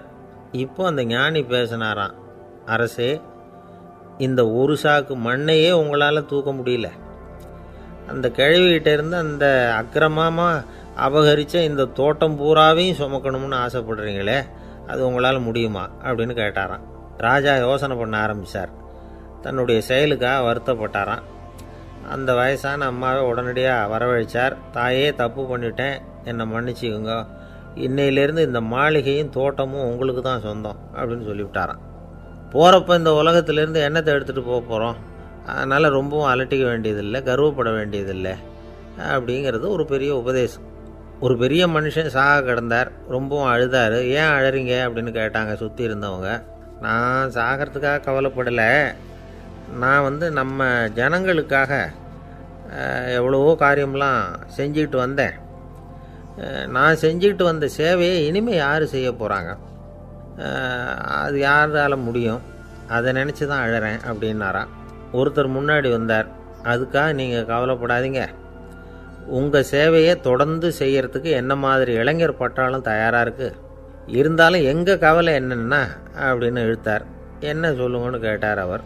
நீங்கள் இது வரைக்கும் என்ன சேவை செஞ்சுக்கிட்டு வந்தீங்க, அதுதான் எங்களுக்கு இன்னமும் புரியாத புதிராக இருக்குது அப்படின்னாராம் அவர்.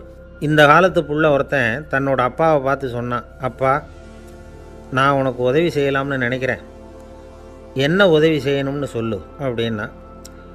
நீ சும்மா இருந்தால் அதுவே எனக்கு செய்கிற பெரிய உதவிடா அப்படின்னார் அப்பா. சும்மா இருக்கிறதும் ஒரு உதவி தான், அது மாதிரி மௌனமும் ஒரு சமூக சேவை தான் அப்படிங்கிறார் காஞ்சி பெரியவர். நமக்கு 5 புலன்கள் இருக்குது, மெய், வாய், கண், மூக்கு, செவி. இந்த 5லேயும் அதிகப்படியான வேலை எதுக்குன்னு நினைக்கிறீங்க? வாய்க்கு தான். ஏன்னா அதுக்கு 2 வேலை.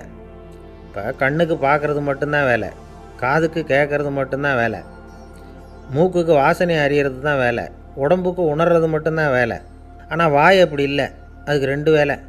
சாப்பிட்றதும் அதுதான், பேசுகிறதும் அதுதான். அதாவது வாய் ஒன்று தான் கர்மேந்திரியமாகவும் இருக்குது, ஞானேந்திரியமாகவும் இருக்குது அப்படின்னு சொல்லுவாங்க. சாப்பாட்டில் உட்காந்தா எந்தெந்த ஆகாரம் என்னென்ன ருசின்னு அறிவிக்கிற வேலையும் செய்யுது.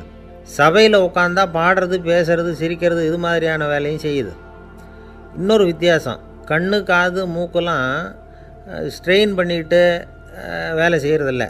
ஒரு ரோஜா பூ பார்த்தா உடனே மூக்கு அப்படியும் இப்படியும் அசைய ஆரம்பிக்கிறதில்ல. ஒரு சங்கீதத்தை கேட்ட உடனே காது ஆட ஆரம்பிக்காது. ஆனால் வாய் அப்படி இல்லை, அது பேசினாலும் சரி சாப்பிட்டாலும் சரி அசைஞ்சு தான் ஆகணும். ஆக மற்றதை விட வாய்க்கு வேலை ஜாஸ்தின்னு தெரியுது. சாப்பிட்றது பேசுறது அப்படின்னு 2 காரியம் அதுக்கு.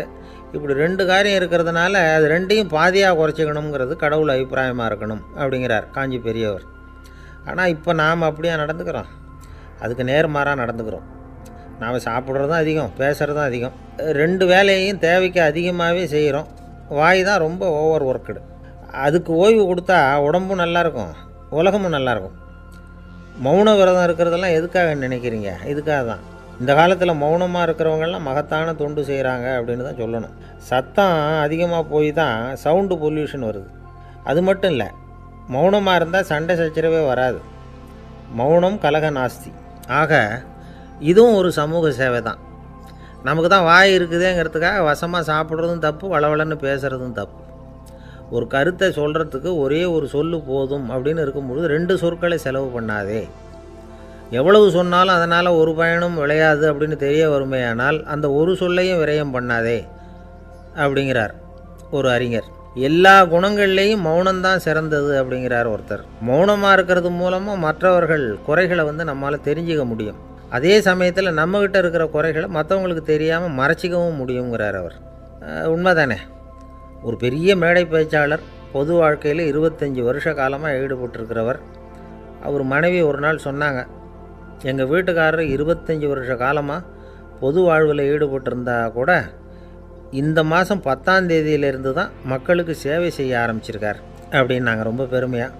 10ஆம் தேதிக்கு அப்படி என்ன விசேஷம் அப்படின்னு கேட்டோம்.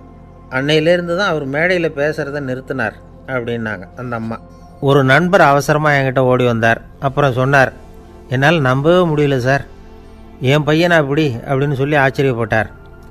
உங்கள் பையன் அப்படி என்ன தான் செஞ்சுட்டான் அப்படின்னு கேட்டேன்.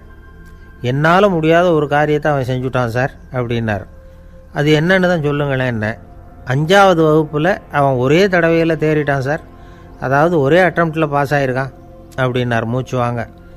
கஷ்டப்பட்டு பரீட்சை எழுதுனது அவன், இவருக்கு ஏன் மூச்சு வாங்குது? நம்மால் செய்ய முடியாத ஒரு காரியத்தை இன்னொருத்தர் செய்யும் பொழுது அது நமக்கு ஆச்சரியமாக இருக்குது. சர்க்கஸ் பார்க்குறோம், ஒருத்தர் அந்த இடத்துல தொங்குறார், அது நமக்கு ஆச்சரியம். ஏன்னா அது நம்மால் முடியாத காரியம். நம்மால் முடியாத ஒன்றை அடுத்தவர் எளிதாக செய்யும் பொழுது நாம் மருள்வது இயற்கை. இதை தான் தொல்காப்பியம் மருட்கை அப்படின்னு சொல்லுது. இந்த வியப்பு இருக்குதே, இது 4 வகையில் ஏற்படுறதாக தொல்காப்பியம் சொல்லுது. அது என்ன 4 வகை? முதல் வகை எப்படின்னா புதுமையான அரிய செயல்களை செய்கிறது. 2வது வகை என்னென்னா பெரும் செயல்களை செய்கிறது. 3வது வகை என்னென்னா மிக நுட்பமான செயல்களை செய்கிறது. 4வது வகை என்னென்னா ஆக்கம் தரும் செயல்களை செய்கிறது. புதுமை, பெருமை, சிறுமை, ஆக்கமோடு மதினம் சாலா மருட்கை 4 அப்படிங்கிறது தொல்காப்பியம். இன்றைக்கி விஞ்ஞானம் புதுசு புதுசாக எதையோ கண்டுபிடிக்குது. ஆரம்பத்தில் அது ஆச்சரியமாக இருக்குது, அப்புறம் அது நமக்கு பழகி போடுது. வானொலி பெட்டி புதுசாக வந்தப்போ ஒரு பெட்டி பேசுதுங்கிறது எவ்வளோ பெரிய ஆச்சரியம். இப்போ யாரும் அதை ஆச்சரியமாக பார்க்குறதில்ல. மதினம் சாலா மருட்கை அப்படின்னு ஒரு சொற்றொடர் வருது பாருங்கள், அதில் கருத்தாழம் உண்டு. எதை பற்றியும் போதுமான அளவு புரிந்து கொள்ளாத போது ஒருத்தர் ஆச்சரியப்படுறார். புரிந்து கொண்ட பிறகு ஆச்சரியம் மறைஞ்சு போடுது. மிக நுட்பமான செயல்களும் நம்ம ஆச்சரியப்பட வைக்கும். ஒரு அரிசியில் ஒரு திருக்குறள் எழுதி காட்டுறாங்க, ஒரு முட்டை ஓட்டுக்குள்ளே ஓவியம் தீட்டி காட்டுறாங்க. கருங்கல் சிற்பங்களில் எவ்வளவு நுட்பமான வேலைப்பாடுகளை எல்லாம் பார்த்து ஆச்சரியப்படுறோம். இது மாதிரி ஆக்கப்பூர்வமான அரிய செயல்களை செய்கிறது கூட வியப்பை உண்டு பண்ணும். குப்பை கூலங்களை கூட வாழ்க்கைக்கு பயன்படுகிற பொருளாக மாற்றுகிறவர்கள் இருக்காங்க, அவர்களுடைய செயல் வியப்பு அளிக்குது. இடைக்காட்டு சித்தர் பாடின 30 நூலில் வர்ற ஒரு பாடல், ஆற்றல் பிறர் அறிதலின் அகம் கிளர்வு உறுதலின் கற்று அறி பாணர் கெழுமிய கோடலின் தோற்றம் உருகவே போற்றல் சால் வியப்பே. ஒருத்தருடைய ஆற்றல் தெரியாமல் இருந்தது, அவருடைய அரிய செயலை பார்க்கும் பொழுது வியப்பாக இருந்தது, மனசுக்குள்ள கிளர்ச்சி. பாவலர்கள் இவர்களுடைய புகழை பாடி மற்றவர்களும் தெரிந்து கொள்ளுமாறு செய்கிறார்கள் அப்படிங்கிறது தான் ஒரு யதார்த்தமான உண்மை. ஆக எல்லா வகையிலும் மக்கள் தங்களுடைய வாழ்க்கையில் முன்னேறுவதற்கான வழிகாட்டுகிற ஒரு மெய்ப்பாடு தான் வியப்புங்கிறது. இந்த காலத்தில் நம்ம எப்படி எப்படியெல்லாம் ஆச்சரியப்பட வைக்கிறாங்க. ஒரு ஆளை பிடிச்சி ஜெயிலில் கொண்டு வந்தாங்க. ஜெயில் அதிகாரி அவனை ரொம்ப ஆச்சரியமாக பார்த்தாரான். இவன் கேட்டான், ஏன் சார் அப்படி பார்க்குறீங்க, நான் இப்போ இங்கே வர்றது உங்களுக்கு ஆச்சரியமாக இருக்குதா அப்படின்னு கேட்டிருக்கான். இதுக்கு ஜெயில் அதிகாரி சொல்லியிருக்கார், நீ இப்போ இங்கே வந்ததில் எனக்கு ஒன்றும் ஆச்சரியம் இல்லைப்பா, ஏற்கனவே நீ இங்கேருந்து விடுதலையாகி போய் 6 மாதம் ஆச்சு, இவ்வளவு லேட்டாக வர்றியே அதுதான் எனக்கு ஆச்சரியமாக இருக்குது அப்படின்னாராம். ஒருத்தர் ஒரு தவறு செஞ்சு விட்றாருன்னு வச்சுக்கோங்க, உடனே நீ செஞ்சது தவறு அப்படின்னு சொல்கிறது ஒரு வகை. அதுக்கு பதிலாக எது சரின்னு அவர் புரிந்து கொள்ள உதவி செய்கிறது இன்னொரு வகை. இந்த 2வது வகை இருக்குது பாருங்கள், நிர்வாக இயலில் இது ரொம்ப முக்கியம். அலுவலகத்தில் வேலை பார்க்குற ஒருத்தர் முக்கியமாக தெரிஞ்சுக்க வேண்டியது என்ன தெரியுமா? சக ஊழியர்கள்கிட்ட எப்படி பழகணும், மேலதிகாரிகள்கிட்ட எப்படி பழகணும், தனக்கு கீழே வேலை செய்கிறவங்கக்கிட்ட எப்படி பழகணும், வாடிக்கையாளர்கள்கிட்ட எப்படி பழகணும், இவங்க எல்லார்கிட்டையும் செம்மையான உறவை ஏற்படுத்திக்கிறது எப்படி, இதையெல்லாம் சொல்லிக் கொடுக்குற பாடம் தான் இன்டர் பர்சனல் ஸ்கில், திறமையான உறவு அப்படிங்கிறது. எந்த வேலையில் இருந்தாலும் சரி, இந்த உறவுகளை வளர்க்கும் திறன் உள்ளவங்க சீக்கிரம் முன்னுக்கு வந்துடுறாங்க. மற்றவங்கக்கிட்ட உறவை பலப்படுத்திக்கிறது எப்படி அப்படின்னு தெரிஞ்சுக்கிட்டோம்னா எந்த ஒரு தடையையும் சுலபமாக தாண்டி செய்கிற தொழிலில் முன்னுக்கு வந்துடலாம். ஹார்வர்டு பல்கலைக்கழகத்தில் ஒரு கணக்கெடுப்பு பண்ணி பார்த்தாங்களாம். பார்க்குற வேலையில் எது மாதிரி குணாதிசயம் உள்ளவங்க வேகமாக முன்னுக்கு வர்றாங்க அப்படின்னு தெரிஞ்சுக்கிறதுக்காக இந்த கணக்கெடுப்பு. வெவ்வேறு துறையில் வேகமாக முன்னுக்கு வந்திருக்கிற பல பேரை சந்தித்து இந்த சர்வேயை நடத்தியிருக்கிறாங்க. அவங்க கண்டுபிடிச்சி சொல்லியிருக்கிற உண்மை என்ன தெரியுமா? ஒருத்தர் ஒரு வேலையில் இருந்தால் அது சம்பந்தப்பட்ட சப்ஜெக்ட் பற்றிய அறிவு 35% இருந்தால் போதுமா. ஆனால் உறவுகளை வளர்க்கக்கூடிய திறன், இன்டர் பர்சனல் ஸ்கில்லு 65% வேணும். இப்படி உள்ளவங்க சீக்கிரம் முன்னுக்கு வந்துடுறாங்களாம். அதனால் ஒருத்தருக்கு வேலை சரியாக புரியலைன்னா கூட விவரமாக மற்றவங்கக்கிட்ட பழகிறது எப்படின்னு புரிஞ்சால் போதும், அவர் முன்னுக்கு வந்துடலாம். அலுவலகங்களில் மட்டும் இல்லை, எல்லா இடங்கள்லேயும் இது ரொம்ப முக்கியம். வீட்டுக்குள்ளேயும் இது ரொம்ப முக்கியம், வீட்டுக்கு வெளியேயும் இது முக்கியம். அடுத்தவங்கக்கிட்ட பழகிறது எப்படிங்கிறத தெரிஞ்சிக்காதவன் வாழ்க்கையில் முன்னேற முடியாது. இன்றைக்கி ஆயுதங்களால் காயப்படுத்தி கொள்ளுகிறவர்களை விட வார்த்தைகளால் காயப்படுத்தி கொள்ளுகிறவர்கள் தான் அதிகம். பெரியவங்க என்ன சொல்கிறாங்க தெரியுமா? நீங்கள் இந்த பூமியில் பிறந்ததன் அர்த்தம் பூர்த்தி ஆகணும்னா அடுத்தவங்களுக்கு உதவி பண்ணுங்க. அடுத்தவங்களுக்கு உதவி செய்ய முடியாவிட்டால் கூட பரவாயில்லை, ஆனால் யாரையும் புண்படுத்தி விடாதீங்க அப்படின்னு சொல்கிறாங்க. எனக்கு தெரிஞ்ச ஒருத்தர் ஒரு அலுவலகத்தில் வேலை பார்க்குறார். அவர் சொல்லுவார், எனக்கு இந்த இன்டர் பர்சனல் ஸ்கில் ரொம்ப அதிகம் சார், சக ஊழியர்கள்கிட்ட ரொம்ப சுமூகமாக நடந்துக்குவேன். என் கூட வேலை பார்க்குற ஒருத்தருக்கு ஏதாவது ஒரு கஷ்டம்னா அந்த சமயத்தில் அவர் செய்ய வேண்டிய வேலையை நான் செஞ்சுருவேன் சார் அப்படிம்பார். நான் அவர்கிட்ட சமீபத்தில் அப்படி ஏதாவது செஞ்சுருக்கீங்களா அப்படின்னு கேட்டேன். செஞ்சுருக்கேன் சார். போன வாரம் புதன்கிழமை ஆஃபீஸில் என் பக்கத்து சீட்டுக்காரருக்கு வயிற்று வலி, உடனே நான் மெடிக்கல் லீவ் போட்டுவிட்டு எங்கள் வீட்டுக்கு போயிட்டேன் சார் அப்படின்னார். ஒரு அம்மா தெருவில் உட்காந்து என்னத்தையோ தேடிட்டு இருக்கிறாங்க. அந்த அம்மா ஒரு சூஃபி ஞானி. அவங்க பேர் என்னென்னா ரபியா அல் அடாவியா. அந்த அம்மாவுக்கு கண் கூட தெளிவாக தெரியாது. அந்த பக்கமாக வந்த சில பேர் இவங்களுக்கு உதவி செய்கிறதுக்காக வந்தாங்க. என்ன தேடிட்டு இருக்கிறீங்க அப்படின்னு கேட்டாங்க. இதுக்கு அந்த அம்மா, அந்த கேள்வி அவ்வளோ முக்கியத்துவம் இல்லை, நான் தேடிட்டு இருக்கிறேன், உங்களால் முடிஞ்சால் எனக்கு உதவி பண்ணலாம் அப்படின்னாங்களாம். உதவி செய்ய வந்தவங்களுக்கு ஆச்சரியம். எதை தேடுறோங்கிறது தெரியாமல் இப்படி ஏன் நேரத்தை செலவழிக்கிறீங்க, நாங்கள் எப்படி உங்களுக்கு உதவ முடியும், எங்களுக்கு ஒன்றும் புரியலையே அப்படின்ட்டுருக்காங்க. சரி, உங்களை திருப்தி பண்ணுறதுக்காக சொல்கிறேன், ஒரு குண்டூசி தொலைஞ்சி போச்சு, அதை தேடுறேன் அப்படின்னாங்களாம் அந்த அம்மா. அதுக்கப்புறம் இவங்களும் சேர்ந்து தேட ஆரம்பிச்சிட்டாங்க. கொஞ்ச நேரம் ஆச்சு, ஒன்றும் கிடைக்கல. உதவி செய்ய வந்தவங்களும் அழுத்து போட்டாங்க. அப்புறம் கேட்டாங்க, இதை பாருங்கம்மா, இது ரொம்பவும் பெரிய தெரு, அகலமான தெரு, அதனால் குறிப்பாக நீங்கள் எந்த இடத்துல அந்த குண்டூசியை தொலைச்சிங்க அதை சொல்ல முடியுமான்னாங்களாம். இதுக்கு அந்த அம்மா, நீங்கள் மறுபடியும் அர்த்தமில்லாத கேள்வியை கேட்குறீங்க, உங்கள் கேள்விக்கும் நான் தேடுறதுக்கும் என்ன சம்மந்தம்னாங்களாம். இதை கேட்டதும் அவங்க ஒரு மாதிரி ஆயிட்டாங்க. என்னம்மா நீங்கள் பைத்தியம் மாதிரி பேசுகிறீங்க அப்படின்னாங்களாம். சரி, உங்களை மறுபடியும் திருப்திப்படுத்துறதுக்காக சொல்கிறேன். அதை நான் எங்கள் வீட்டில் தொலைச்சுட்டேன் அப்படின்னாங்களாம். அப்புறம் எதுக்காக இங்கே வந்து தேடிட்டு இருக்கிறீங்க அப்படின்னு கேட்டிருக்காங்க. ஏன்னா இங்கே தான் வெளிச்சம் அதிகமாக இருக்குது, அங்கே வீட்டுக்குள்ளே இருட்டாக இருக்குது, அதனால் இங்கே வந்து தேடுறேன். வெளிச்சம் உள்ள இடத்துல தானே தேட முடியும் அப்படின்னாங்களாம் அந்த ஞானி. இந்த கதைக்கு என்ன அர்த்தங்கிறத பெரியவங்க சொல்கிறாங்க. அதாவது இந்த தேடுதல்ங்கிறது ஒரு வியாதி. அது நம்ம சதா அலைய வைக்கும், பைத்தியமாக மாற்றுறதுக்கு முயற்சி பண்ணோம். ஒரு காலம் அது நிறைவு அடையவே அடையாது. வாழ்வுங்கிறது ஒரு புரிந்து கொள்ள முடியாத சதா இயங்கி கொண்டிருக்கிற ஒரு செயல். அதுக்கு ஆரம்பமும் இல்லை, முடிவும் கிடையாது. எதையோ தேடணும் அப்படிங்கிற உந்துதல் நமக்குள்ளே இருக்கும். ஆனால் குறிப்பாக எதை தேடிட்டு இருக்கிறோம் அப்படிங்கிறது புரியாது. அப்படி ஏதாவது ஒன்றை தேடி அடைஞ்சிடுறோம்னு வச்சுக்கோங்க, உடனே ஒரு அதிருப்தி வந்துடும். அதனால் வாழ்க்கைங்கிறது சலிப்பு நிறைந்தது அப்படிங்கிற எண்ணத்தை உண்டாக்கிக்கிறோம். ஒன்று அடைஞ்சதுக்கு அப்புறம் இன்னொன்று தேட ஆரம்பிச்சிருவோம். ஆக இந்த தேடல்ங்கிறது நாம் ஒன்று அடைஞ்சாலும் அடையாவிட்டாலும் தொடர்ந்து நடந்துக்கிட்டு தான் இருக்கும். இதுக்கு முடிவே கிடையாது. இந்த உண்மையை நாம் நல்லா புரிஞ்சுக்கணும் அப்படிங்கிறது பெரியவங்களுடைய கருத்து.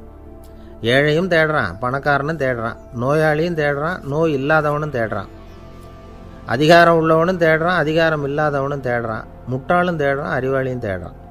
ஆனால் யாரும் இதை தான் தேடி சாதிக்க போகிறோம், இதுதான் முடிவு அப்படின்னு திட்டவட்டமாக சொன்னதில்லை. ஒன்று அடைஞ்சதும் இன்னொன்று தேட ஆரம்பிச்சிடுறாங்க, அவ்வளோதான். அதாவது உங்களின் தேடுபவர் உங்கள் உள்ளே தான் இருக்கிறார், அவரை தேடி கண்டுபிடியுங்கள். இதுதான் ஞானிகள் நமக்கு சொல்லுகிற ஒரு ஆலோசனை. நம்மால் ஒருத்தன் ஜெயிலில் இருந்தான். இன்னொரு கைதி அவனை பார்த்து கேட்டான், ஏன்பா உன்னை பார்க்குறதுக்கு வெளியிலேருந்து யாருமே இங்கே வர்றது இல்லையே, உனக்கு சொந்தக்காரங்களே கிடையாதா அப்படின்னு கேட்டானான். ஏன் இல்லை, எனக்கு சொந்தக்காரங்க நிறைய பேர் உண்டு, அவங்க என்னை பார்க்க வராததுக்கு காரணம் வேற அப்படின்ட்டுருக்கான் இவன். என்ன காரணம்னு கேட்டான் அவன். அதுக்கு இவன் சொன்னானான், அதுக்கு என்ன காரணம்னா அவங்க எல்லாரும் இங்கே உள்ளேயே இருக்கிறாங்க அப்படின்னானா. ஒரு சீன தேசத்து அரசர் இருந்தார். அவருக்கு வயசாயிட்டுது. அவருக்கு அடுத்தபடியாக அவருடைய புள்ள பட்டத்துக்கு வரணும், ஆட்சி பொறுப்பை ஏற்றுக்கணும். ஒரு நல்ல தலைவனுக்கு இருக்க வேண்டிய பண்புகள்லாம் தன்னுடைய மகனுக்கு இருக்கணும்னு விரும்பினார் அந்த அரசர். அதனால் இளவரசனை பக்கத்தில் இருந்த ஒரு குரு கிட்ட அனுப்புனார். இளவரசன் அவர்கிட்ட போய் சேர்ந்தான். அந்த குரு என்ன பண்ணார் தெரியுமா, இவனை பார்த்து சொன்னார், இதை பாருப்பா, நீ என்ன பண்ணுற, இப்போவே பக்கத்தில் இருக்கிற காட்டுக்கு போ, நடு காட்டில் போய் ஒரு இடத்துல உட்காந்துக்கோ, அங்கே என்னென்ன சத்தம்லாம் உன் காதில் விழுதுன்னு கவனித்து கேளு, உன் காதில் விழுந்த ஓசைகள் என்னென்னங்கிறத என்கிட்ட வந்து சொல்லு, அதுதான் எனக்கு தெரியணும், உனக்கு வேலையும் அதுதான் அப்படின்னு சொல்லி அனுப்பி வச்சுட்டார். இளவரசன் காட்டுக்கு போனான். குரு சொன்னபடியே ஒரு இடத்துல உட்காந்து கவனித்து கேட்டான். அதுக்கப்புறம் குருக்கிட்ட திரும்பி வந்தான். என்னென்ன சத்தம்லாம் கேட்ட அப்படின்னு கேட்டார் குரு. குருவே, காட்டில் நான் பறவைகள் சத்தம்லாம் கேட்டேன், மிருகங்களின் ஓசையையும் கேட்டேன், இதை தவிர இடி மின்னல் மழை இதுகளோட சத்தத்தையும் கேட்டேன் அப்படின்னா. குரு யோசனை பண்ணார், நீ இன்னமும் சரியாக கேட்கல, அதனால் மறுபடியும் காட்டுக்கு போ, கொஞ்ச நாள் தங்கியிருந்து கேட்டுட்டு வா அப்படின்னார். இளவரசனுக்கு ஒன்றும் புரியல. இருந்தாலும் குருவின் கட்டளையாச்சே, மறுக்க முடியுமா? உடனே அவன் மறுபடியும் காட்டுக்கு போனான். ஒரு இடத்துல உட்காந்தான். கொஞ்ச நேரம் உன்னிப்பாக கவனித்து கேட்டான். சில நாள் கழித்து குருக்கிட்ட திரும்பி வந்தான். குருவே, இந்த தடவை சில துல்லியமான சத்தங்களை எல்லாம் கேட்டான். தேனீ பறக்கிற சத்தம், நீரோடையின் மெல்லிய ஓசை, இதெல்லாம் கேட்டேன்னா. குரு சிரித்தார். நீ மறுபடியும் காட்டுக்கு போ, இன்னும் சில நாள் அங்கே இரு, முழுமையாக கவனமாக கேட்டுக்கிட்டு வா அப்படின்னு சொல்லி அனுப்பி வச்சுட்டார். இளவரசனுக்கு குழப்பம் அதிகமாகிட்டுது. ஒன்றுமே புரியல. மறுபடியும் காட்டுக்கு போனான். மௌனமாக ஒரு இடத்துல உட்காந்துட்டான். அப்படியே தியானத்தில் ஆழ்ந்துட்டான். சில நாளில் அவனுக்கு இதுவரை கேட்காத ஓசைகள்லாம் கேட்க ஆரம்பிச்சிட்டுது. இதைத்தான் நான் கேட்கணும்னு என்னுடைய குரு எதிர்பார்த்துருக்கிறாருங்கிறத புரிஞ்சுக்கிட்டான். உடனே குருக்கிட்ட ஓடனான். குருவே, இந்த தடவை காதுகளுக்கு கேட்க முடியாத சில ஓசைகளை கூட என்னால் உணர முடிஞ்சுது.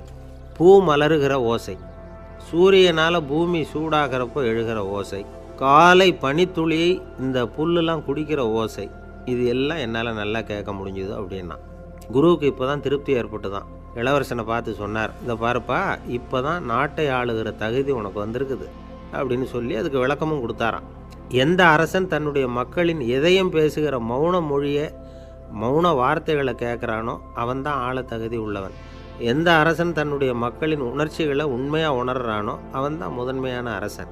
போலி வார்த்தைகளை மட்டும் கேட்டுட்டு பல மௌன ராகங்களை காதில் வாங்கிக்காதவன் அரசனே இல்லை. எந்த நாட்டில் எப்போ ஒரு அரசன் தன்னுடைய மக்களின் உணர்ச்சிகளை கேட்க மறுக்கிறானோ அன்னையிலேருந்தே அந்த நாடு அழிய தொடங்குது அப்படின்னு அர்த்தம். இதுதான் அந்த குரு இளவரசனுக்கு போதிச்சது. வாயால் பேசுகிறத மட்டும் கேட்டு ஏமாறக்கூடாது, உணர்ச்சிகளையும் கேட்குறதுல தான் மனப்பக்குவம் உண்டாகும். மக்கள் உணர்ச்சிகளை புரிந்து கொள்ளாத அரசர்கள் நீடிச்சிருக்க முடியாது. அது மாதிரி நாடுகளில் அடிக்கடி குழப்பம் தான் உண்டாகும். அப்படி இருந்தால் அடிக்கடி ஆட்சி மாறிக்கிட்டு இருக்கும். அப்படிப்பட்ட ஒரு தேசம், அங்கே ஒரு சிறைச்சாலையில் 3 கைதிகள் பேசிக்கிட்டு இருந்தாங்க. ஒருத்தன் சொன்னான், நான் இந்த நாட்டு ராஜாவை எதிர்த்து பேசிக்கிட்டு இருந்தேன், அதனால் என்னை பிடிச்சி கொண்டாந்து இங்கே போட்டுவிட்டாங்க அப்படின்னா ஒருத்தன். இன்னொருத்தன் சொன்னான், நான் இந்த நாட்டு ராஜாவை ஆதரித்து பேசிக்கிட்டு இருந்தேன், அதனால் என்னை பிடிச்சி கொண்டாந்து இங்கே தள்ளிவிட்டாங்க அப்படின்னா. அது சரி, நீ என்ன தப்பு பண்ண அப்படின்னு சொல்லி 3வது ஆளை பார்த்து இவங்க கேட்டாங்க. அதுக்கு அந்த ஆள் சொல்கிறான், நான் தான் இந்த நாட்டு ராஜா அப்படின்னானா. ஒரு ஆசாமி வேகமாக ஓடிக்கிட்டு இருந்தான். ஏன் இப்படி ஓடுறேன்னு கேட்டார் இன்னொருத்தர். அங்கே ஒரு ஆள் அடிபட்டு கிடக்கிறான், அதை பார்த்தேன், உடனே ஓடுறேன்னா. எங்கேன்னு கேட்டார். ஆஸ்பத்திரிக்குன்னா. ஒரு ஆள் அடிபட்டு கிடக்கிறத பார்த்தா உடனடியாக நாம் செய்ய வேண்டியது முதல் உதவி, அதுக்கப்புறம் தான் ஆஸ்பத்திரி. இன்றைக்கி விபத்துங்கிறது சர்வசாதாரணமாக நடந்துக்கிட்டு இருக்குது. வாகன விபத்து, வெடிகுண்டு விபத்து, தீ விபத்து, கட்டடம் சரியறது, பூகம்பம், இப்படி நிறைய நடக்குது. ஒரு விபத்தை பார்த்துட்டா நம்மளில் பல பேர் நமக்கு என்னத்துக்கு வம்புன்னு ஒதுங்கி போயிடுறதும் உண்டு.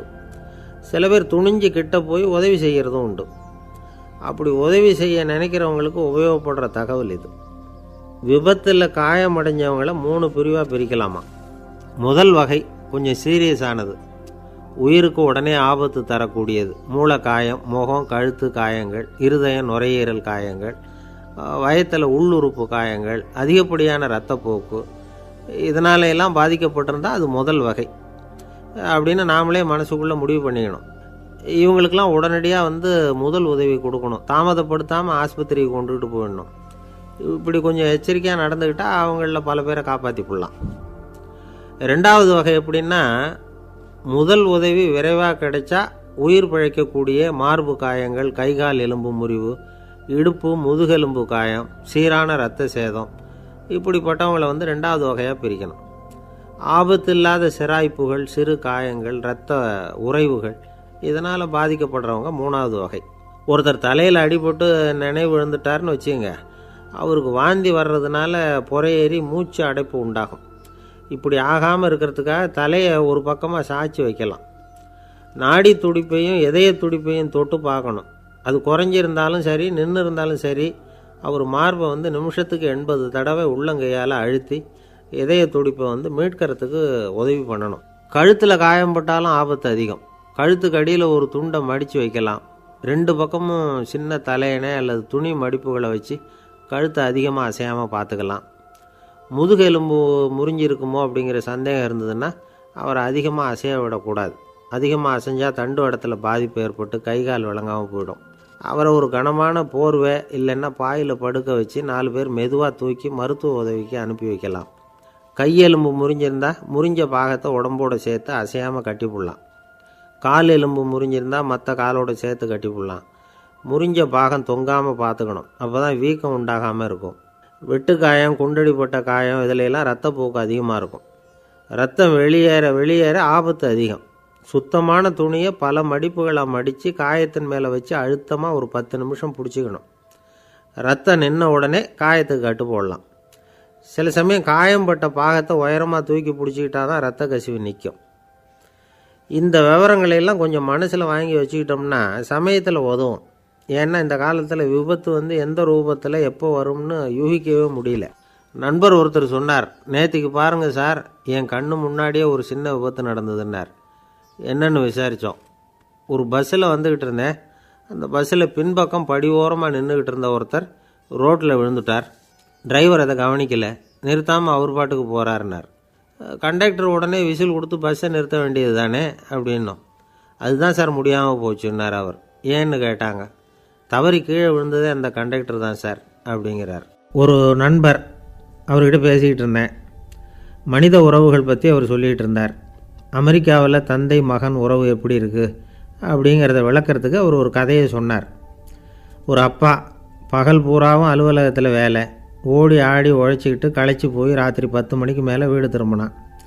வீட்டு வாசலில் அவரோட மகன் காத்துக்கிட்டு இருக்கிறான். இன்னமும் தூங்கலை. அப்பாவை வாசல்லையே தடுத்து நிறுத்தி, அப்பா உனக்கு சம்பளம் எவ்வளவு அப்படின்னு கேட்குறான். ஏற்கனவே ஆஃபீஸ் பிரச்சனைகளால் அலுத்து போய் திரும்புகிற அப்பாவுக்கு கோவம் வந்துடுது. என்னடா இப்படிலாம் கேளுன்னு உங்கள் அம்மா உனக்கு சொல்லி கொடுத்தாளா அப்படின்னு சொல்லிவிட்டு உள்ளே போய் சட்டையை கட்டி மாட்டிவிட்டு குளிச்சுவிட்டு மறுபடியும் வெளியில் வந்து உடையை மாற்றுகிற சமயம் அப்போ மறுபடியும் மகன் உள்ளே வந்து நிற்கிறான் அவர் முன்னாடியே. அப்பா உனக்கு எவ்வளவு சம்பளங்கிறான் மறுபடியும். அப்பாவுக்கு எரிச்சல் அதிகமாகிட்டுது. மணிக்கு $20 போதுமா அப்படின்னார். அப்படின்னா எனக்கு ஒரு $10 தர முடியுமான்னா மகன். இதுக்கு தான் என் சம்பளம் எவ்வளவுன்னு கேட்டியா? 2ஆம் வகுப்பு படிக்கிற உனக்கு எதுக்குடா $10 அப்படின்னு கத்திவிட்டு தொலைக்காட்சி பெட்டியின் முன்னாடி போய் உட்காந்துக்கிட்டு ஏதோ நிகழ்ச்சியை பார்க்க ஆரம்பிச்சிட்டார். கொஞ்ச நேரம் கழித்து மறுபடியும் மகன் வந்து நிற்கிறான். அப்பா ப்ளீஸ் எனக்கு ஒரு $10 கொடுக்க முடியுமா? மகனுடைய கண்களில் கண்ணீர். என்னடா அவன் கண்ணீரை காட்டி காரியம் சாதிக்கலாம்னு பார்க்குறியா? ஒரு காசு கூட கொடுக்க மாட்டான் போ அப்படின்னு விரட்டி விட்டான். மகன் கண்ணீரை தொடச்சிக்கிட்டே கண்ணை தொடச்சிக்கிட்டு பேசாமல் போய் படுத்துக்கிட்டானா. கொஞ்ச நேரம் ஆச்சு. அப்பாவோட கோபம் கொஞ்சம் கொஞ்சமாக குறைஞ்சிது. பிள்ளைகிட்ட கோபமாக கத்துனது தப்பு தாங்கிறது புரிஞ்சுது அவனுக்கு. எழுந்திரிச்சு போனான், படுக்கை இறக்கி போனான். மகனை பார்த்தான். அவன் தலையணையை கட்டி பிடிச்சிக்கிட்டு அழுதுகிட்டு இருக்கிறான். அவனை மெல்ல நெருங்கி அவங்ககிட்ட எதமாக பேசுகிறதுக்கு ஆரம்பித்தானான். எதுக்குடா உனக்கு $10 பள்ளிக்கூடத்தில் கேட்டாங்களா அப்படின்னு கேட்டானான். மகன் சொல்லியிருக்கான், இல்லை டாடி, உனக்கு 1 மணி நேரம் சம்பளம் $20ன்னு சொன்னேன். நீ ஏற்கனவே எனக்கு கொடுத்த பாக்கெட் மணி $10 என்கிட்ட இருக்குது. இப்போ நீ இன்னொரு $10 கொடுத்தீன்னா அதையும் சேர்த்து $20 ஆகிடும். அந்த $20 நான் உனக்கு கொடுத்துருவேன். அப்படி கொடுத்தா நீ என் கூட 1 மணி நேரம் செலவழிப்ப இல்லையா? அதுக்காக தான் $10 கேட்டேன் அப்படின்னு சொன்னானான். அந்த அப்பா கண்ணு கலங்கி போச்சான். ஆதரவோடு தன்னுடைய மகனை கட்டி பிடிச்சி அழ ஆரம்பிச்சிட்டாராம். இதுதான் நண்பர் சொன்ன கதை. அமெரிக்கா மட்டும் இல்லை, உலகம் பூராவும் இன்றைக்கி மனித உறவுகள் இப்படி தான் மாறிட்டுருக்கு. பெரியவர்கள் அறிவுரை என்ன தெரியுமா? உங்கள் குழந்தைகளிடமிருந்து குழந்தை பருவத்தை பிரித்து விடாதீர்கள் அப்படிங்கிறது தான். அதாவது இன்றைய குழந்தைகள் தங்கள் பிருந்தாவனத்தை இழந்து விடுகிறார்கள் அப்படிங்கிறது அவங்களுடைய கருத்து. இந்த நிலைக்கு நாம் காரணமாக இருந்துடக்கூடாது. குழந்தைகளோட விளையாடுவோம், குடும்பத்தோடு உறவாடுவோம் அப்படிங்கிறது தான் நம்முடைய நோக்கமாக இருக்கணும். இன்றைய உறவு முறைக்கு இன்னொரு உதாரணம் சொல்லுவாங்க. ஒருத்தர் வந்தாராம். அவர் பக்கத்தில் ஒரு சின்ன பையன். நாம் அவரை விசாரிக்கிறோம், யார் இந்த பையன் அப்படின்னா அவர் சொல்கிறார், இவன் எனக்கு தூரத்து உறவு அப்படின்னாராம். இந்த தூரத்து உறவுன்னா எப்படின்னு இருக்கான். இதுக்கு அவன் சொல்லியிருக்கிறான், இவன் எங்கள் அப்பாவுக்கு 8வது புள்ளை அப்படின்னானான். ஒரு ஊரில் ஒரு பெரிய ஞானி இருந்தார்.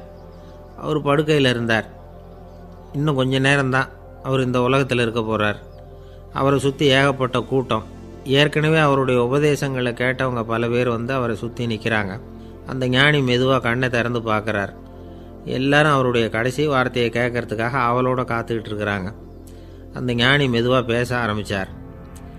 நான் என்னுடைய வாழ்நாள் பூராவும் உங்களுக்கு நிறைய போதனைகள் சொல்லிக்கிட்டு இருக்கிறேன். பேரானந்தம், மகிழ்ச்சி, தியானத்தன்மை இதை பற்றியெல்லாம் சொல்லியிருக்கிறேன். இப்போ நான் வேறு ஒரு கரைக்கு போய்கிட்டுருக்கிறேன். நான் இனிமேல் இந்த கரையில் இருக்க மாட்டேன். நீங்கள் நான் சொன்னதையெல்லாம் கேட்டீங்க, ஆனால் எதையும் நீங்கள் நடைமுறைப்படுத்தி பார்க்கல. எல்லாம் கேட்டதோடு சரி, அதோடு விட்டுவிட்டீங்க. அப்புறம் அதை தள்ளி போட்டுக்கிட்டே வந்துட்டீங்க. மேலும் அதை தள்ளி போடுறதுல எந்த பிரயோஜனமும் கிடையாது. இப்போ நான் போய்கிட்டு இருக்கிறேன். உங்களில் யாராவது என்னோட வர்றதுக்கு தயாரா அப்படின்னு கேட்டார். அவ்வளவுதான். யாரும் வாயை திறக்கலை. ஒரே மௌனம், சத்தமே இல்லை. ஒருத்தர் பார்த்துக்கிட்டே நிற்கிறாங்க. அந்த கூட்டத்தில் ஒரு ஆள் அந்த ஞானி கூடவே 40 வருஷத்துக்கு மேலே இருந்திருக்கிறான். அவனும் வாயை திறக்காமல் இன்னொருத்தன் முகத்தை பார்த்துக்கிட்டே நிற்கிறான். இந்த சமயத்தில் பின்னாடி நின்றுக்கிட்டு இருந்த ஒருத்தன் கையை தூக்கினான். ஞானி அவனை பார்த்தார்.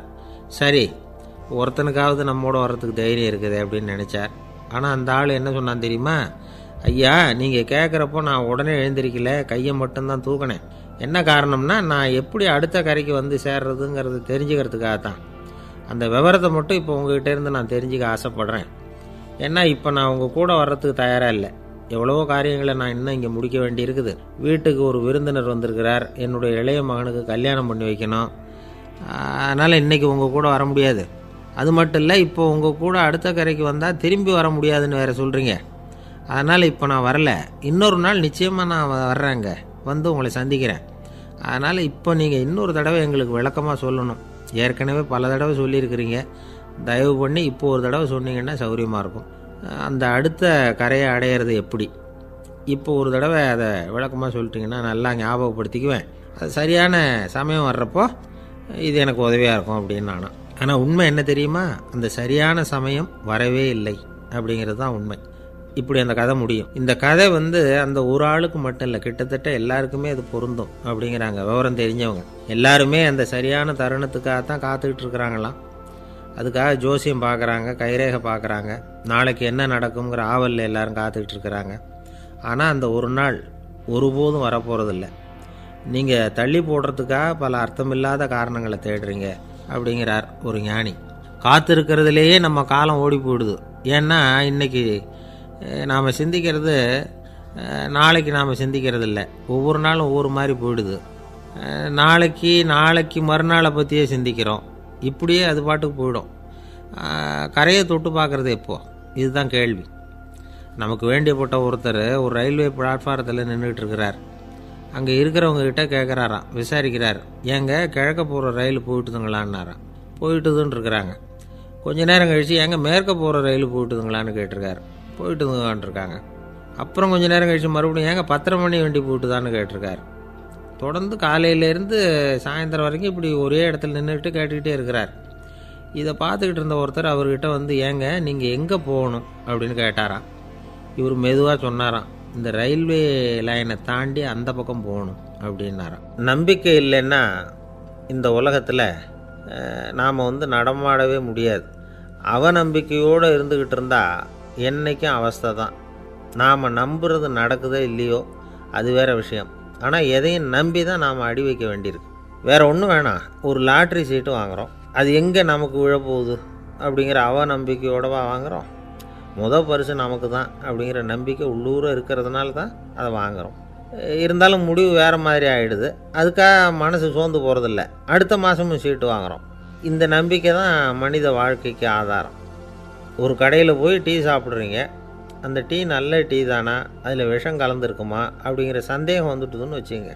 அதுக்கப்புறம் அதை எப்படி நீங்கள் சாப்பிட முடியும்? நம்பி தான் சாப்பிட்ணும். ரயில் ஒழுங்காக போய் சேருங்கிற நம்பிக்கை இருக்கிறதுனால தான் அதில் ஏறி உட்காடுறோம். லெட்டர் ஒழுங்காக போய் சேருங்கிற நம்பிக்கை இருக்கிறதுனால தான் பெட்டியில் போடுறோம். சரி, நம்ம கதையெல்லாம் நம்மளோட இருக்கட்டும். மனித நம்பிக்கை எந்த அளவுக்கு உறுதியாகவும் அறிவுபூர்வமாகவும் இருக்கணுங்கிறதுக்கு அலெக்சாண்டர் வாழ்க்கையில் நடந்த ஒரு சம்பவத்தை உதாரணமாக சொல்லலாம். இந்த உலகத்தையே ஜெயிக்கணும்னு புறப்பட்டார் அலெக்சாண்டர். ஒரு கட்டத்தில் அவர் சிட்னஸ் நதி கரைக்கு சேர்ந்தார். அந்த சமயத்தில் அவருக்கு கடுமையான நோய் வந்துட்டுது.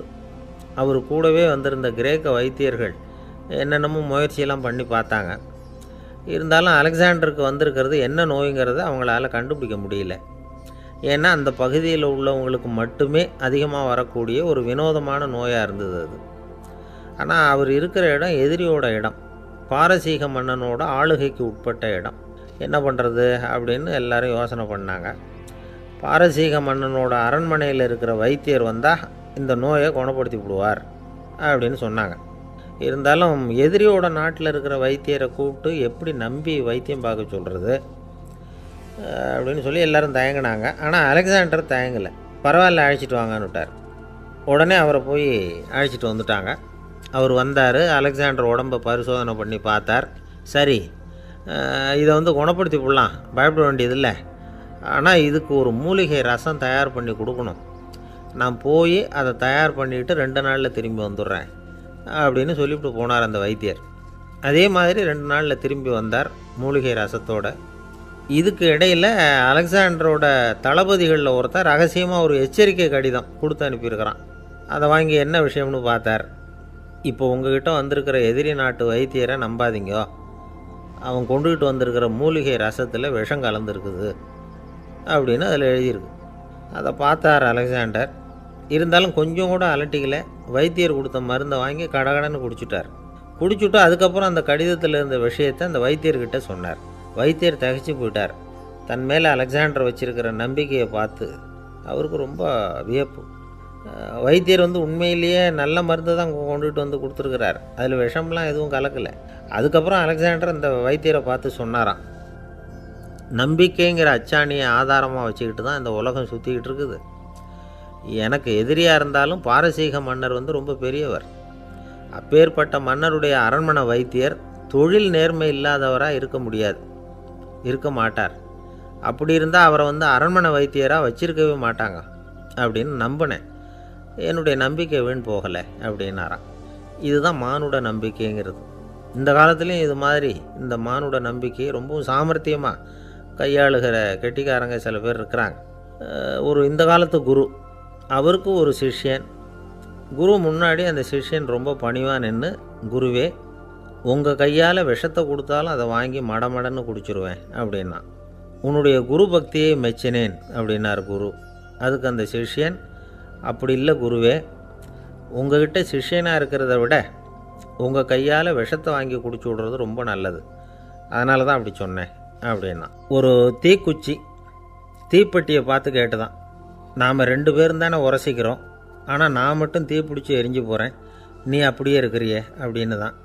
அதுக்கு தீப்பெட்டி சொல்லியிருக்குது, உனக்கு தலையில் கணம் இருக்குது அதனால் அழிஞ்சு போகிற அப்படின்னு தான். எப்படி இருக்குது பாருங்கள் இந்த பதில். தலையில் கணம் உள்ளவங்க யாருமே சரியாக இருக்க முடியாது. எவ்வளவு பெரியவங்களாக இருந்தாலும் சரி, ரொம்ப கஷ்டம்தான் அது. கர்வங்கிறது கூடவே கூடாது. இதை விளக்கிறதுக்கு மகான் ஒருத்தர் ஒரு சம்பவத்தை சொல்கிறார். அர்ஜுனன் தீர்த்த யாத்திரை பண்ணானா. அப்போது தென்னிந்தியாவுக்கு வந்திருக்கிறான். ராமேஸ்வரத்துக்கு போனப்போ அங்கே இலங்கைக்கு கல்லுலாம் அடுக்கி போடப்பட்டிருந்த பாலத்தை பார்த்தானா. ஒரு சின்ன குரங்கு அதுக்கு பக்கத்தில் விளையாடிக்கிட்டு இருந்திருக்கு. அதை பார்த்துட்டு அர்ஜுனன் சிரிச்சிருக்கான். ஏன் சிரிக்கிறேன்னு கேட்டிருக்கு அந்த குரங்கு. ராமன் மிகச்சிறந்த வில் வீரன். அப்படி இருக்கிறப்போ அவன் இலங்கைக்கு அம்புகளாலேயே ஒரு பாலம் கட்டியிருக்கலாம். அதை விட்டுட்டு போயும் உன்ன மாதிரி குரங்குகளை துணையாக வச்சுக்கிட்டு இப்படி ஒரு கருங்கல் பாலத்தை கட்டியிருக்கிறானே அப்படின்னு நானா. அம்புகளால் பாலம் கட்ட முடியுமா அப்படின்னு கேட்டு தான் குரங்கு. ஏன் முடியாது, என்னால் முடியுமேன்னு இருக்கான் அர்ஜுனன். அம்பால் பாலம் கட்டலாம், இருந்தாலும் என்ன மாதிரி குரங்குகள் ஏறி நடந்தால் அது தாங்குமா? அதனால தான் ராமர் கருங்கல் பாலமே கட்டினார் அப்படின்றது குரங்கு சொல்லிச்சான். அப்படியே சொல்கிற, நான் வேணும்னா இப்போ அம்புகளாலேயே ஒரு பாலத்தை கட்டுறேன், நீ அது மேலே ஏறி நடந்து பார். பாலம் விழுந்துட்டுதுன்னா நான் தீ மூட்டி அதில் குதித்து உயிர் தியாகம் பண்ணி விட்றேன் அப்படின்னு நான் ரொம்ப கோபமாக. உடனே அந்த சின்ன குரங்கு பெரிய உருவம் எடுத்துட்டு தான் கையில் கதையோடு அர்ஜுனன் முன்னாடி நிற்கிறான் அனுமன். பார்த்தா, என்னுடைய தலைவர் ராமரையா இழிவாக பேசுகிற, நீ இப்போ பாலம் கட்டு, நான் என்னுடைய பலத்தை காட்டுறேன் அப்படின்னா அனுமன். அர்ஜுனன் தன்னுடைய காண்டிபத்தை எடுக்கிறான், சரமாரியாக அம்புகளை விடுறான்.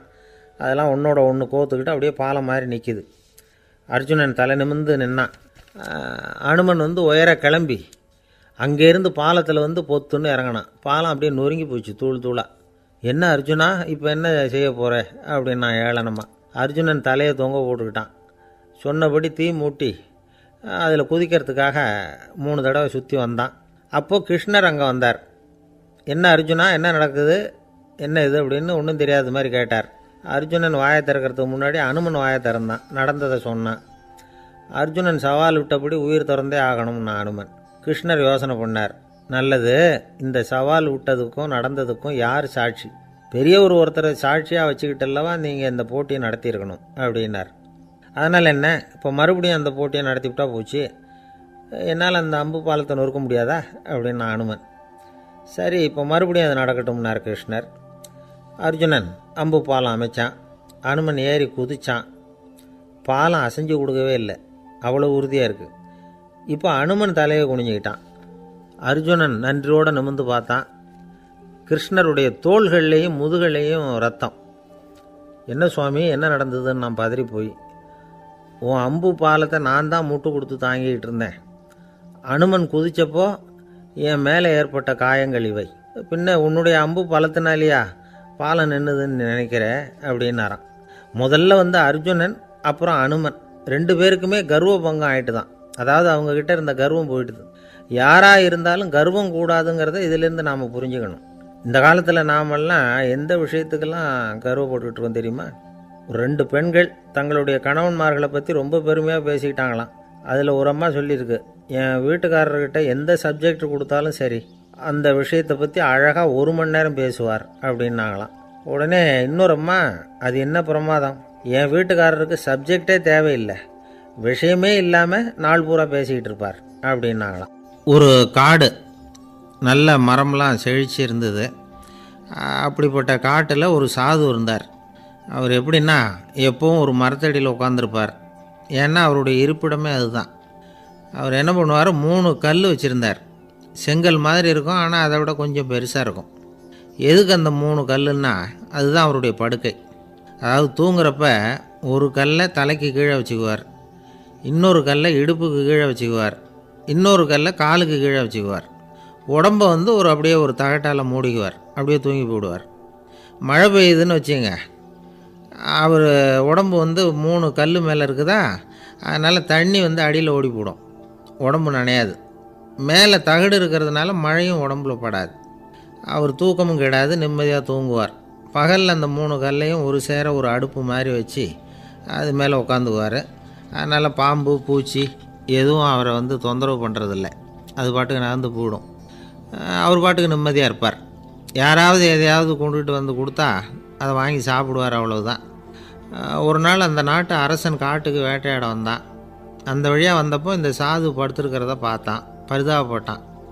ஐயோ பாவம், இவர் இப்படி இந்த கல் மேலே உடம்பை வச்சுக்கிட்டு தூங்குறாரே, என்ன பாடுபடுவார். இவரை நாம் அரண்மனைக்கு அழைச்சிட்டு போய் சுகமாக நிம்மதியாக இருக்கிறதுக்கு வழி செஞ்சு கொடுப்போம், அது ரொம்ப நல்லாயிருக்கும் அப்படின்னு நினச்சான். அப்படி நினச்சிக்கிட்டே அரண்மனைக்கு வந்துட்டான். அதுக்கப்புறம் ஒரு பல்லக்கையும் 2 சேவகர்களையும் காட்டுக்கு அனுப்பி அந்த சாதுவை மெதுவாக இங்கே அழைச்சிட்டு வந்துடுங்க அப்படின்னு சொல்லி அனுப்பி வச்சான்.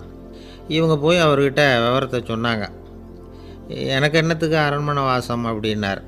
இருந்தாலும் மன்னர் உத்தரவு, நீங்கள் அவசியம் வரணும் அப்படின்னாங்க இவங்க. சரின்னு சொல்லிவிட்டு வேறு வழி இல்லாமல் புறப்பட்டார். புறப்படும் பொழுது என்ன பண்ணார்னா, மறக்காமல் அந்த 3 கல் ஒரு தகடு அதையும் எடுத்து பல்லக்கில் வச்சுக்கிட்டார்.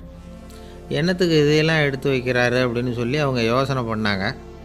இருந்தாலும் அதை பற்றி ஒன்றும் கேட்கல. பேசாமல் அவரை அழைச்சிட்டு போய் அரண்மனையில் விட்டுட்டாங்க. அரசன் ஓடி வந்தான், வரவேற்றான், அறுசுவை உணவு படைத்தான். அவர் படுக்கிறதுக்கு தங்க கட்டில், பட்டு மெத்தை, இப்படி எல்லாம் ஏற்பாடு பண்ணி வச்சான். இங்கே படுத்து ஓய்வு எடுத்துங்க அப்படின்னு சொல்லிவிட்டு அவன் பாட்டு போயிட்டான். மறுநாள் காலையில் பார்க்குறான், சாது படுத்துருக்கிறார். எப்படி தெரியுமா, அந்த பட்டு மெத்தை மேலே 3 கல்லையும் வச்சு வழக்கம் போலவே அது மேலே படுத்துருக்கிறார். அதுக்கு மேலே தகடு. அரசன் பார்த்துட்டு அதிர்ச்சி ஆகிட்டான். என்ன சுவாமி இப்படி அப்படின்னா, சாது சொன்னார், எனக்கு தேவையும் இல்லை குறையும் இல்லை, எல்லா இடத்துலையும் எனக்கு ஒரே மகிழ்ச்சி தான் அப்படின்னார்.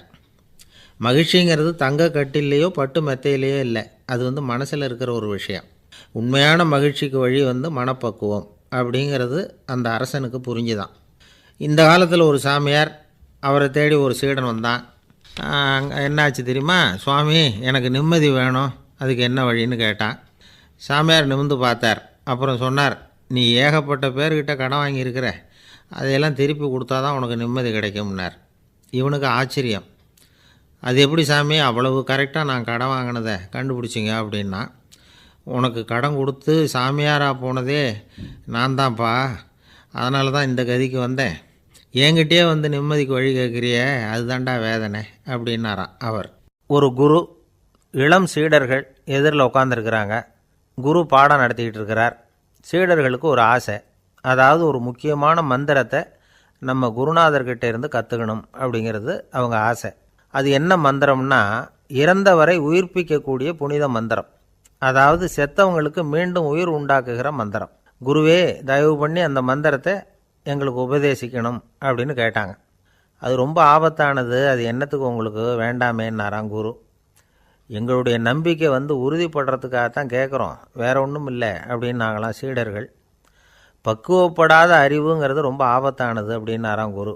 இது சீடர்களுக்கு புரியல. அது எப்படிங்க பக்குவப்படாத அறிவு ஆபத்தானதுன்னு சொல்கிறீங்க, அப்படின்னா என்ன அப்படின்னு கேட்டிருக்காங்க சீடர்கள். குரு அதுக்கு விளக்கம் கொடுத்தாராம். அந்த மந்திரத்தை எப்போ பயன்படுத்தணுங்கிறது முக்கியம், அதை அறியக்கூடிய ஞானம் ஏற்படுகிற வரைக்கும் அதை தெரிஞ்சுக்காமல் இருக்கிறது தான் நல்லது, இல்லைன்னா ஆபத்துன்னாராம். ஆனால் அந்த சீடர்கள் அதை கேட்குற மாதிரி இல்லை, ரொம்ப பிடிவாதம் பண்ண ஆரம்பிச்சுட்டாங்க. சரி வாங்க சொல்கிறேன்னார் குரு. எல்லோரும் வந்தாங்க. அந்த புனித மந்திரத்தை அவங்களுக்கு ரகசியமாக உபதேசம் பண்ணார். உபதேசம் பண்ணிவிட்டு அவங்களுக்கு எச்சரிக்கையும் கொடுத்தார். இந்த மந்திரத்தை நல்லா ஆராய்ச்சி பார்த்ததுக்கு அப்புறம்தான் உச்சரிக்கணும், அவசரப்பட்டு எதுவும் செஞ்சிடக்கூடாது. அப்படின்னு ஒரு தடவைக்கு பல தடவை எச்சரிக்கை கொடுத்தார். சரின்னு சொல்லிவிட்டு அவங்கெல்லாம் மந்திரத்தை கற்றுக்கிட்டு எழுந்திரிச்சு போயிட்டாங்க. ஒரு நாள் அந்த சீடர்கள் எல்லாம் மணற்பாங்கான இடத்துல அப்படியே நடந்து போயிட்டுருக்குறாங்க. ஒரு பாலைவன பகுதி மாதிரி ஒரு இடம். அங்கே ஒரு இடத்துல எலும்புகள் குவியலாக கிடந்தது. உடனே இந்த சீடர்கள் முன்ன பின்ன யோசிக்காமல், தியானமும் பண்ணாமல், அந்த மந்திரத்தோட பயனை சோதித்து பார்க்கணும் அப்படின்னு நினச்சிக்கிட்டு அந்த மந்திரத்தை உச்சரிக்க ஆரம்பிச்சிட்டாங்க. அவ்வளோதான். உடனே என்னாச்சு தெரியுமா? அந்த எலும்புகள் எல்லாம் ஓநாய்களாக மாறி அவங்கள துரத்த ஆரம்பிச்சிட்டுது. சீடர்கள் எல்லாம் தலைதெறிக்கி ஓட ஆரம்பிச்சிட்டாங்க. ஓநாய்களும் விடலை, அவங்கள துரத்தி பிடிச்சி கடித்து கொதற ஆரம்பிச்சிட்டுது. அப்போ தான் அந்த சீடர்களுக்கு குரு சொன்ன அறிவுரையோட அர்த்தம் புரிஞ்சுது. பக்குவப்படாத அறிவு ஆபத்தானது அப்படிங்கிறது. அதனால் இதிலேருந்து நாம் தெரிஞ்சுக்க வேண்டியது என்னென்னா, நாம் நம்ம அறிவை வளர்த்துக்கிட்டால் மட்டும் போதாது, அந்த அறிவை எப்போ எப்படி பயன்படுத்தணும் அப்படிங்கிற பக்குவமும் நமக்கு வரணும். அப்போ தான் வாழ்க்கை நல்லபடியாக அமையும். இல்லைன்னா இடைஞ்சல் தான். இந்த காலத்தில் சில சின்ன பிள்ளைங்களுக்கே அறிவு ரொம்ப பக்குவப்பட்டிருக்குங்கிறத உணர முடியுது. ஒரு சின்ன பையன் பள்ளிக்கூடத்தில் மார்க் லிஸ்ட்டு கொடுத்தாங்க, வாங்கிக்கிட்டு அவசரமாக வீட்டுக்கு ஓடினான். எதிரில் வந்த ஒருத்தர் கேட்டார், என்ன அவசரம், ஏன் இப்படி வேகமாக ஓடுறேன்னார். எங்கள் அம்மாக்கிட்ட அடி வாங்கணும், அதுக்காக தான் ஓடுறேன்னா. அடி வாங்கிறதுக்காக இவ்வளவு அவசரம்னார் அவர். அப்படி இல்லைங்க, நான் போகிறதுக்குள்ளே எங்கள் அப்பா வீட்டுக்கு வந்துட்டாருன்னா அவர்கிட்ட அடி வாங்க வேண்டியிருக்கும், அதை அவாய்ட் பண்ணுறதுக்காக இப்படி ஓடுறேன் அப்படின்னு நானா அந்த பையன். ரொம்ப நாளைக்கு முன்னாடி